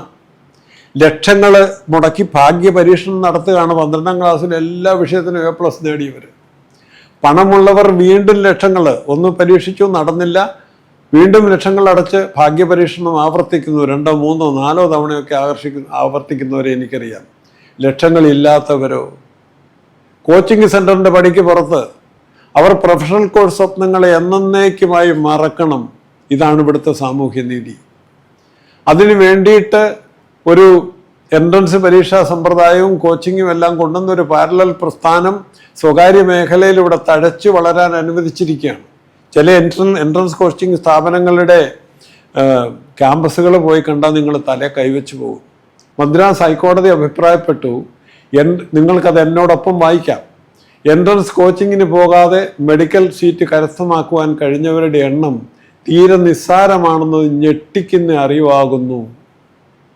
കോച്ചിങ്ങിന് പോകാത്തവർക്ക് പടിക്ക് പുറത്താണെന്ന് ഞാൻ നേരത്തെ പറഞ്ഞപ്പോൾ നിങ്ങൾക്ക് വിശ്വാസം വന്നില്ലെങ്കിൽ കോടതി അത് തന്നെ പറയുകയാണ്. അതായത് മെഡിക്കൽ വിദ്യാഭ്യാസം ഇവിടുത്തെ പാവപ്പെട്ടവർക്ക് ലഭ്യമാകുന്നില്ലെന്നും ലക്ഷങ്ങൾ മുടക്കി എൻട്രൻസ് കോച്ചിങ് എടുത്തവർക്കേ അത് ലക്ഷ്യമാകുന്നുള്ളൂ എന്നതും വളരെ വ്യക്തമാണെന്ന് കോടതി പറയുകയാണ്. ഹൈക്കോടതി കണ്ടെത്തി, കാരണം ഹൈക്കോടതിയുടെ മുമ്പിൽ ഹൈക്കോടതി കളക്ട് ചെയ്ത വിവരങ്ങളുടെ അടിസ്ഥാനം പുറത്തു വന്നു. അതനുസരിച്ച് തമിഴ്നാട്ടിൽ സർക്കാർ മേഖലയിൽ 23 മെഡിക്കൽ കോളേജുകളുണ്ട്. അതിൽ മൊത്തം സീറ്റ് 3081. എൻട്രൻസ് കോച്ചിങ്ങിന് പോയിട്ട് അഡ്മിഷൻ സീറ്റ് കരസ്ഥമാക്കിയവർ 3033. ബാക്കി ഒരു 40-45 മിച്ചമുണ്ട്. അതായത് എൻട്രൻസ് കോച്ചിങ് ഇല്ലാതെ MBBS അഡ്മിഷൻ കിട്ടിയവർ. എൻട്രൻസ് കോച്ചിങ് ഇല്ലാതെ പരീക്ഷ എഴുതി, കോച്ചിങ്ങിന് പോകാതെ പരീക്ഷ എഴുതി പാസ്സായി വന്നവർ 1.6% മാത്രം. ബാക്കി 98.4% എൻട്രൻസ് കോച്ചിങ്ങിൻ്റെ ലക്ഷങ്ങൾ മുടക്കി പഠിച്ചവരാണ് MBBS പഠിക്കാൻ യോഗ്യരായി വരുന്നത്. ആദ്യ ചാൻസിൽ എൻട്രൻസ്, ഹൈക്കോടതിക്ക് കിട്ടിയ വിവരങ്ങളിൽ ആദ്യ ചാൻസിൽ എൻട്രൻസ് കടന്നവർ 1/3 പോലും. അതായത് കുറേ ലക്ഷങ്ങൾ മുടക്കി ഒരു വർഷവും മെനക്കെടുത്തി എൻട്രൻസിന് പഠിച്ച് എഴുതി പാസ്സായി അഡ്മിഷൻ കിട്ടിയവർ 1/3. ബാക്കി കിട്ടിയവർ മുഴുവൻ 2, 3 തവണ ഈ എൻട്രൻസ് കോച്ചിങ്ങും പരീക്ഷയും ആവർത്തിച്ചവരാണെന്നും ഹൈക്കോടതി കണ്ടെത്തുകയാണ്. എൻട്രൻസ് പരീക്ഷ സാമ്പത്തിക ഉപരോധമാണ്, അതൊരു ട്രാപ്പാണെന്ന ഈ ലേഖകന്റെ നിഗമനം തന്നെയാണ് തമിഴ്നാട് സർക്കാരും ഹൈക്കോടതിയും ഏറ്റുപറയുന്നത്. തമിഴ്നാട് സർക്കാരും കേന്ദ്ര ഗവൺമെൻറ്റുമായി നീറ്റിനെതിരെ ഈ വിഷയത്തിൽ ഒരു വലിയ കോടതിയിൽ പല കേസുകളാണ് ഇപ്പോൾ നടന്നുകൊണ്ടിരിക്കുന്നത്. പക്ഷേ സാമൂഹ്യനീതിക്കായി പടപൊരുന്നവരെന്ന് പേരെടുത്ത് ഇടതുപക്ഷം നയിക്കുന്ന കേരള സർക്കാരിന് അങ്ങനെ ഒരു ചിന്തയേ ഇല്ല. സ്റ്റാലിൻ്റെ ഗവൺമെൻറ് അങ്ങനെ ഒരു ചിന്തയുണ്ട്, ഇവിടെ അങ്ങനെ ഒരു ചിന്തയേ ഇല്ല എന്നുള്ളതും അത്ഭുതമാണ്. ഈ എലിയോട്ടത്തിൻ്റെ ഫലമോ അൺഎയ്ഡഡ് പ്രൈവറ്റ് സ്കൂളുകളിൽ അഡ്മിഷന് തടിച്ച ഡൊണേഷൻ പാക്കറ്റുമായിട്ട്, കാരണം ഇതൊക്കെ മുൻകൂട്ടി പ്ലാൻ ചെയ്തില്ലെങ്കിൽ ഈ എലിയോട്ടത്തിൽ നിങ്ങളുടെ കുട്ടികൾ എങ്ങും എത്തത്തില്ല. അതിനൊപ്പം പിന്നെ എന്ത് ചെയ്യണം? നിങ്ങൾ സ്കൂൾ അഡ്മിഷൻ സമയം മുതലേ ശ്രദ്ധിച്ച് കൊച്ചിനെ ഇതിനെ ഗ്രൂം ചെയ്ത് കൊണ്ടുവന്നാൽ മാത്രമേ അവസാനം ഇതിൽ രക്ഷപ്പെടൂ. അൺഎയ്ഡഡ് പ്രൈവറ്റ് സ്കൂളിൽ തടിച്ച ഡൊണേഷൻ പാക്കറ്റുമായി ആളുകൾ നീണ്ട ക്യൂവിൽ നിൽക്കുകയാണ്. സർക്കാർ പുതിയ ഡിവിഷനുകൾ അനുവദിച്ചുകൊണ്ട് അവരെ തഴുകുന്നു. കാരണം അവിടെയാണ് ഇടി മുഴുവൻ. ഉദ്ദേശം മുഴുവൻ ഈ എൻട്രൻസിൽ കൂടെ കടന്ന അവസാനം എവിടെയെങ്കിലും ഈ കൊച്ചു പ്രൊഫഷണൽ കോഴ്സിൽ മാന്യമായ രീതിയിൽ എത്തിപ്പെടണമെങ്കിൽ സ്കൂൾ അഡ്മിഷൻ മുതലേ ഇത് പ്ലാൻ ചെയ്യണം. പുതിയ ഡിവിഷനുകൾ നൽകിക്കൊണ്ട് സർക്കാർ അവരെ തഴുകും. അൺഎയ്ഡഡ് പ്രൈവറ്റ് സ്കൂളുകളിൽ പുതിയ ഡിവിഷൻ, പുതിയ തസ്തിക, കുതിര കച്ചവടത്തിനുള്ള മാർഗം തുടർന്ന് കിട്ടുന്നു. സർക്കാർ സ്കൂളിൽ എന്താണ് സംഭവിക്കുക? കുട്ടികളില്ലാത്തതിനാൽ ഡിവിഷനുകൾ പലപ്പോഴും ഇല്ലാതാകുന്ന സ്ഥിതിയാണ് അവിടെയുള്ളത്. അപ്പോൾ എന്ത് സംഭവിക്കും? ജൂനിയർ മോസ്റ്റ് ടീച്ചറിന് ജോലി നഷ്ടമാകും. ഇതിന് കാരണം മറ്റൊന്നല്ല, സർക്കാർ സ്കൂളിൽ പഠിച്ചിട്ട് മുമ്പോട്ട് പോയാൽ ആ പഠിച്ചിറങ്ങുന്നവൻ ഉന്നത വിദ്യാഭ്യാസത്തിൽ എങ്ങും എത്തത്തില്ല, പിന്തള്ളപ്പെടും എന്നുള്ള സാമാന്യ ധാരണയുടെ വെളിച്ചത്തിലാണ് ആളുകൾ ഈ അൺഎയ്ഡഡ് പ്രൈവറ്റ് സ്കൂളുകളുടെ മുമ്പിൽ തടിച്ച പാക്കറ്റുമായി പോയി ക്യൂ നിൽക്കുന്നത്. അതുകൊണ്ട് ഇല്ലാത്ത പണം കടം മേടിച്ചും പ്രൈവറ്റ് എലീറ്റ് സ്ഥാപനങ്ങളിൽ സീറ്റ് പിടിക്കണം. കുട്ടിക്ക് എൻട്രൻസ് ടെസ്റ്റ് പാസ്സാകണമെങ്കിൽ കാലേ കൂട്ടി പ്ലാൻ ചെയ്യണം. പേരെടുത്ത് എൻട്രൻസ് കോച്ചിങ് സെൻറ്ററിൽ അഡ്മിഷൻ വാങ്ങണം. അതിന് തടിച്ച ഫീസാണ്, അത് കൊടുക്കണം. ഒരു കടുത്ത സാമ്പത്തിക കടമ്പ ബോധപൂർവം തിരികെ കയറ്റിക്കൊണ്ട് രണ്ടു തരം പൗരന്മാരെ സൃഷ്ടിക്കുകയാണ് സുഹൃത്തുക്കളെ ഇവിടെ. ഇതിൻ്റെ മാഗ്നിറ്റ്യൂഡ് എത്രയെന്ന് അറിയണമെങ്കിൽ നിങ്ങൾ ഇതിലേതെങ്കിലും ഒരു ക്യാമ്പസ് ഒന്ന് സന്ദർശിക്കണം. അല്ലെങ്കിൽ ഇതിൽ കൂടെ കടന്നു പോകുന്ന ഒരു കുട്ടിയുടെ വീട്ടിലെ രക്ഷിതാക്കളോട് സംസാരിക്കണം. ഇത് വരുമ്പോഴാണ് ജാതി സെൻസസിൻ്റെ ഒക്കെ പ്രസക്തി നമ്മൾ സ്വയം മനസ്സിലായി പോകുന്നത്. ഈ വഴിപിഴച്ച പോക്ക് എങ്ങോട്ടാണ്? ഉന്നത പ്രൊഫഷണൽ വിദ്യാഭ്യാസ മേഖലയെ സ്ഥാപിത താല്പര്യാർത്ഥം ഒരു കച്ചവടച്ചരക്കെന്ന നിലയിൽ തകിടം മറിച്ചപ്പോൾ അപ്രതീക്ഷിതമായി ചിലത് വന്നു ഭവിച്ചു. അതായത് ഒരു വശത്ത് വിദ്യാഭ്യാസ ചെലവ് കുത്തനെ ഉയർന്നു, മറുവശത്ത് വിദ്യാഭ്യാസ നിലവാരം കുത്തനെ ഇടിഞ്ഞു. അതായത് ഇവിടെ സമ്പത്തില്ലാത്തവന് നല്ലപോലെ സാമ്പത്തികം മുടക്കി മുൻകൂട്ടി പ്ലാൻ ചെയ്ത് സ്കൂൾ വിദ്യാഭ്യാസ ഘട്ടം മുതലേ ഒരു കൊച്ചിനെ ഇതിനു വേണ്ടി ഗ്രൂം ചെയ്ത് കൊണ്ടുവന്നാൽ മാത്രമേ ഈ എലിയോട്ടത്തിൽ എവിടെയെങ്കിലും ആ കുട്ടി എത്തിപ്പെടുകയുള്ളൂ. അതിന് വമ്പിച്ച ധനം മുടക്കണമെന്ന് മനസ്സിലാക്കി ആ ബാധ്യതകളെല്ലാം ഏറ്റെടുത്തുകൊണ്ട് പേരൻസ് ഇതിനു വേണ്ടി നെട്ടോട്ടം നടത്തുമ്പോൾ ഇവിടെ എന്ത് സംഭവിച്ചു? ഈ വഴിപിഴച്ച പോക്ക് കൊണ്ട് ഇവിടെ എന്താണ് സംഭവിച്ചത്? പ്രൊഫഷണൽ വിദ്യാഭ്യാസ രംഗത്ത് ഉന്നത പ്രൊഫഷണൽ വിദ്യാഭ്യാസ മേഖലയെ സ്ഥാപിത താല്പര്യാർത്ഥം ഒരു കച്ചവടച്ചരക്കെന്ന നിലയിൽ തകിടം മറിച്ചപ്പോൾ അപ്രതീക്ഷിതമായ ചിലത് വന്നു ഭവിച്ചു. അതായത് ഒരു വശത്ത് വിദ്യാഭ്യാസ ചെലവ് കുത്തനെ അങ്ങുയർന്നു, മറുവശത്ത് വിദ്യാഭ്യാസ നിലവാരം കുത്തനെ ഇടിഞ്ഞു. കാശുള്ളവനാണ് ഇടിച്ചു കയറുന്നത്. കോസ്റ്റ് ബെനഫിറ്റ് അനലൈസിസ് അനുസരിച്ചുള്ള ഈ കോഴ്സുകളുടെ സ്കോർ അങ്ങ് താന്നുപോയി. വിവരമുള്ള ജനം ഭാരിച്ച ചെലവും ഒപ്പം ജോബ് അവസരങ്ങളുമുള്ള കാര്യത്തിൽ ഉന്നത മൂല്യവുമുള്ള വിദേശ യൂണിവേഴ്സിറ്റികളിലേക്ക് കൂട്ടത്തോടെ കുടിയേറാൻ തുടങ്ങി. നിങ്ങളിവിടെ വിദ്യാഭ്യാസത്തെ ഒരു കച്ചവടച്ചരക്കാക്കി ഈ രാജ്യത്ത് നിന്ന് വിദേശ രാജ്യങ്ങളിലേക്ക് കുടിയേറുകയാണ്. അതിനൊരൊറ്റ കാരണമേ ഉള്ളൂ. ഇവിടുത്തെ വിദ്യാഭ്യാസത്തിൻ്റെ ഈ സാമ്പത്തിക ഉപരോധം കൊണ്ടുവന്ന് എൻട്രൻസ് പരീക്ഷയും സ്വാശ്രയ കോളേജുകളും ഒക്കെ ആയിട്ട് കൊണ്ടുവന്ന് ബോധപൂർവം ഒരു സാമ്പത്തിക ഉപരോധം അടിച്ചേൽപ്പിച്ചു കഴിഞ്ഞപ്പോൾ ഇവിടുത്തെ വിദ്യാഭ്യാസ ചെലവ് വളരെയേറെ വർദ്ധിച്ചു, താങ്ങാനാവുന്നതിനപ്പുറത്ത് പോയി. പക്ഷെ അത് കഴിഞ്ഞിട്ടിറങ്ങിയാൽ ആ കോഴ്സുകൾക്ക് യാതൊരു മൂല്യവുമില്ല ജോബ് മാർക്കറ്റിൽ എന്ന് കണ്ടപ്പോൾ ബുദ്ധിയുള്ള ജനം ഉയർന്ന ജോബ് മാർക്കറ്റിൽ ഉയർന്ന സ്ഥാനമുള്ളതും ചെലവേറിയതുമായ, ഇവിടെയും ചെലവേറിയതാണ് അവിടെയും ചെലവേറിയതാണ്, പഠിച്ചു കഴിഞ്ഞാൽ എന്തെങ്കിലും ഒരു പണി കിട്ടുമെന്ന് ഉറപ്പുള്ള കാര്യത്തിന് വേണ്ടി പുറത്തേക്ക് കുടിയേറുന്ന ഒരു സമ്പ്രദായം വന്നപ്പോൾ ഇവിടെ പഠിക്കാൻ ആളില്ലാത്ത ഒരു അവസ്ഥ വരികയാണ്. വരും കാലങ്ങളിൽ ഈ നില തുടർന്നാൽ ഈ സാമ്പത്തിക ഉപരോധത്തിനും ഇത്തരമുള്ള കുൽസിത ശ്രമങ്ങളാണ് ഇവിടെ നടത്തി ഇവിടുത്തെ വിദ്യാഭ്യാസത്തെ നിങ്ങൾ നിരന്തരം ഇങ്ങനെ കുളം കലക്കി പരുന്തിന് കൊടുക്കുന്ന പരിപാടി നടത്തിയാൽ ഇവിടെ പഠിക്കാൻ ആരും ഉണ്ടാവില്ല. പിന്നെ എന്ത് ചെയ്യും നിങ്ങൾ എന്നുള്ളത് ആലോചിക്കണം. കേരള നവോത്ഥാനത്തിൻ്റെ ഭാവി അപകടത്തിലാണ് ഇതിൽ കൂടെ. കാരണം ഇതൊരു വിദ്യാഭ്യാസ മേഖലയെ ഈ സാമ്പത്തിക ഉപരോധത്തിലൂടെ ഭാരിച്ച ചെലവാക്കി സാർവത്രിക വിദ്യാഭ്യാസം എന്ന ലക്ഷ്യത്തിൽ ഇന്ത്യ ഒരിക്കലും എത്തരുത്. ക്ഷേമരാഷ്ട്ര സങ്കല്പത്തെക്കുറിച്ച് ഒരു വശത്ത് പ്രസംഗിക്കുകയും ക്ഷേമരാഷ്ട്ര സങ്കല്പത്തിൻ്റെ അടിസ്ഥാനങ്ങളിലേക്ക് ചെല്ലാൻ ഈ രാജ്യത്തെ ജനത്തെ അനുവദിക്കാതെ അതിന് പ്രതിബന്ധങ്ങൾ സൃഷ്ടിക്കുകയും ചെയ്യുന്ന ഭരണവർഗം, വരേണ്യവർഗം ഇപ്പോഴും ഇവിടെ ഡ്രൈവേഴ്സ് സീറ്റിലാണെന്ന് നമ്മൾ മനസ്സിലാക്കണം.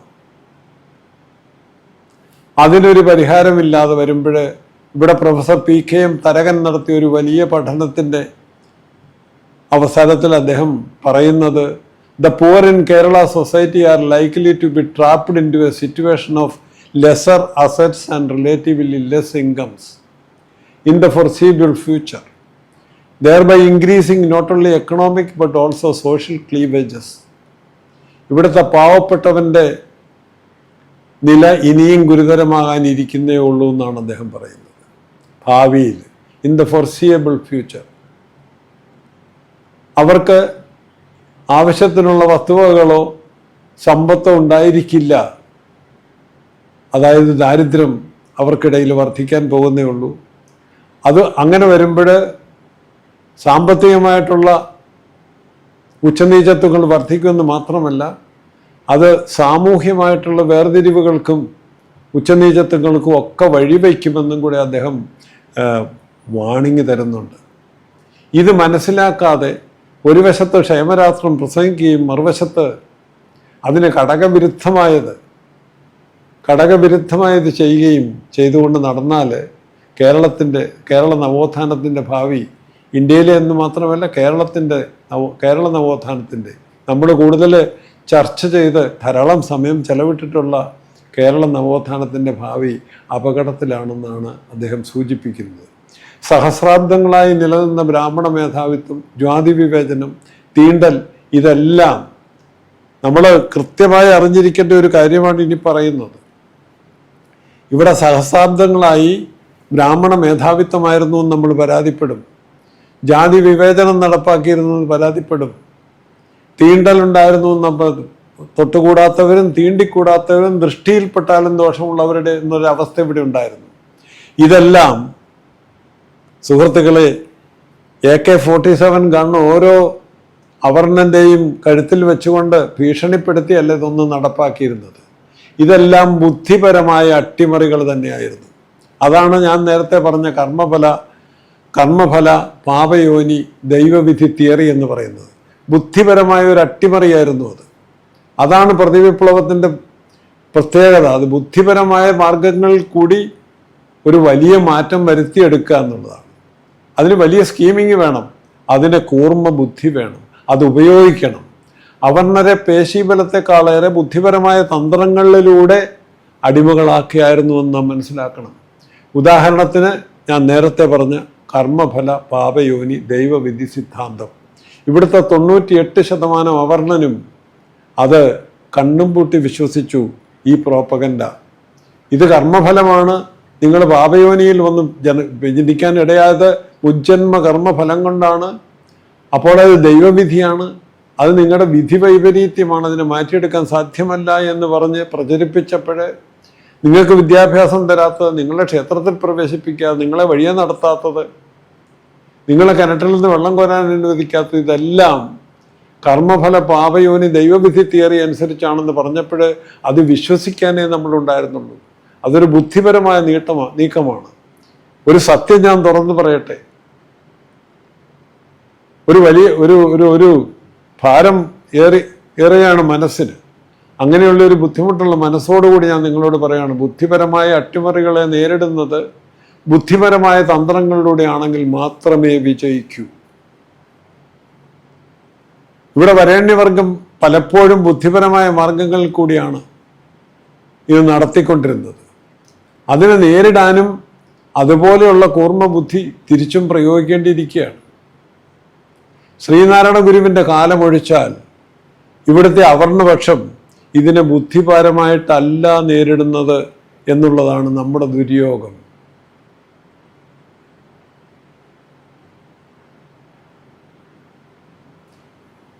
ഈ നിലയിൽ പോയാൽ കേരള നവോത്ഥാനത്തിൻ്റെ ഭാവി അപകടത്തിലാണ്. അതായത് വിദ്യാഭ്യാസ വിപ്ലവത്തെ ഈ സാമ്പത്തിക പ്രതിരോധം കൊണ്ട് ഇവർ ശരിക്കും പറഞ്ഞാൽ കുളം കലക്കി പരുന്തിന് കൊടുക്കുന്ന അവസ്ഥ ഉണ്ടാക്കി വെച്ചു. ഇവിടുത്തെ സാധാരണക്കാരന്, അതായത് ഇവിടെ ഇത് പറയുമ്പോൾ സാമ്പത്തിക പ്രതിരോധം അഫക്റ്റ് ചെയ്യുന്ന അവർണ്ണന മാത്രമാണോ എന്ന് ചോദിച്ചാൽ, ഇവിടെ സാമ്പത്തിക ശേഷി കുറഞ്ഞവരുടെ കണക്കെടുത്താൽ 85% സാമ്പത്തിക ശേഷി കുറഞ്ഞവരും അവർണ്ണ വിഭാഗത്തിൽപ്പെട്ടവരാണ്. അതുകൊണ്ടാണ് ഒരു ജാതി സെൻസസിന് ഇവിടുത്തെ വരേണ്യവർഗം എക്കാലവും എതിരാണ്. ജാതി തിരിച്ചുള്ള ഒരു സമ്പൂർണ്ണ സെൻസസ് എടുത്താൽ ഈ സത്യങ്ങളെല്ലാം വെളിവാകും. ആരാണ് ഇവിടുത്തെ പാവപ്പെട്ടവർ എന്നൊരു കണക്ക് ഇവിടെ വരാൻ പാടില്ലെന്ന് കരുതിയാണ് ജാതി സെൻസസിന് വെട്ടുന്നത്. ബീഹാർ ജാതി സെൻസസ് നടത്തി. അതിനെതിരെ ഉടനെ വരേണ്യവർഗം സുപ്രീം കോടതിയിലേക്ക് ഓടി. ഞാൻ നേരത്തെ പറഞ്ഞല്ലോ, ഇത്തരം സാമൂഹ്യ നീതി സംബന്ധമായ എല്ലാ കാര്യങ്ങളും വരുമ്പോൾ അതിനെല്ലാം സുപ്രീം കോടതി പോയി ചോദ്യം ചെയ്യുമെന്ന്. അവിടെ പോയി ചോദ്യം ചെയ്തു. പക്ഷേ ഇത്തവണ സുപ്രീം കോടതി ഉള്ളത് പറഞ്ഞു. എന്താ പറഞ്ഞത്? ബീഹാർ ഗവൺമെൻറ് അതിനുള്ള അവകാശമുണ്ട്, അവർക്ക് വേണമെങ്കിൽ അവർ ചെയ്യട്ടെ, അതിനെന്താ കുഴപ്പമെന്നാണ് ചോദിച്ചത്.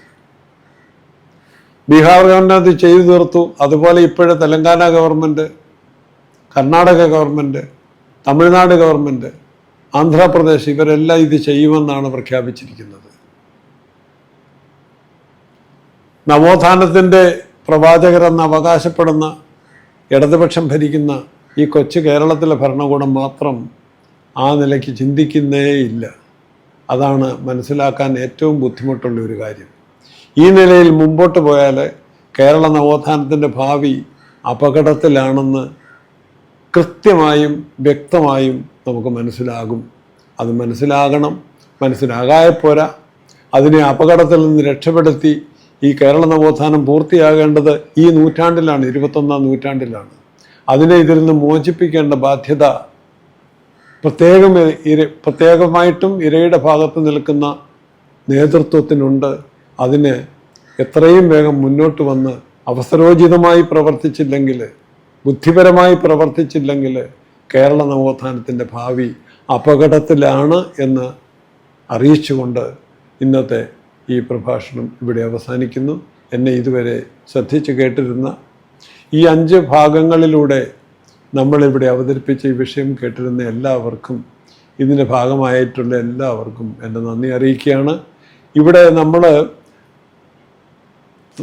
ആരംഭം മുതൽ അവസാനം വരെ ഒരു വിഷയം ഇങ്ങനെ തുടർച്ചയായിട്ട് പോകേണ്ട ഒരു വിഷയമായിരുന്നു കൊണ്ട് ഇതിനൊരു തുടർച്ചയുണ്ട്. ഇത് ഇടയ്ക്ക് കയറി ഒന്നും പറഞ്ഞു തീർക്കാവുന്ന കാര്യമായിരുന്നില്ല.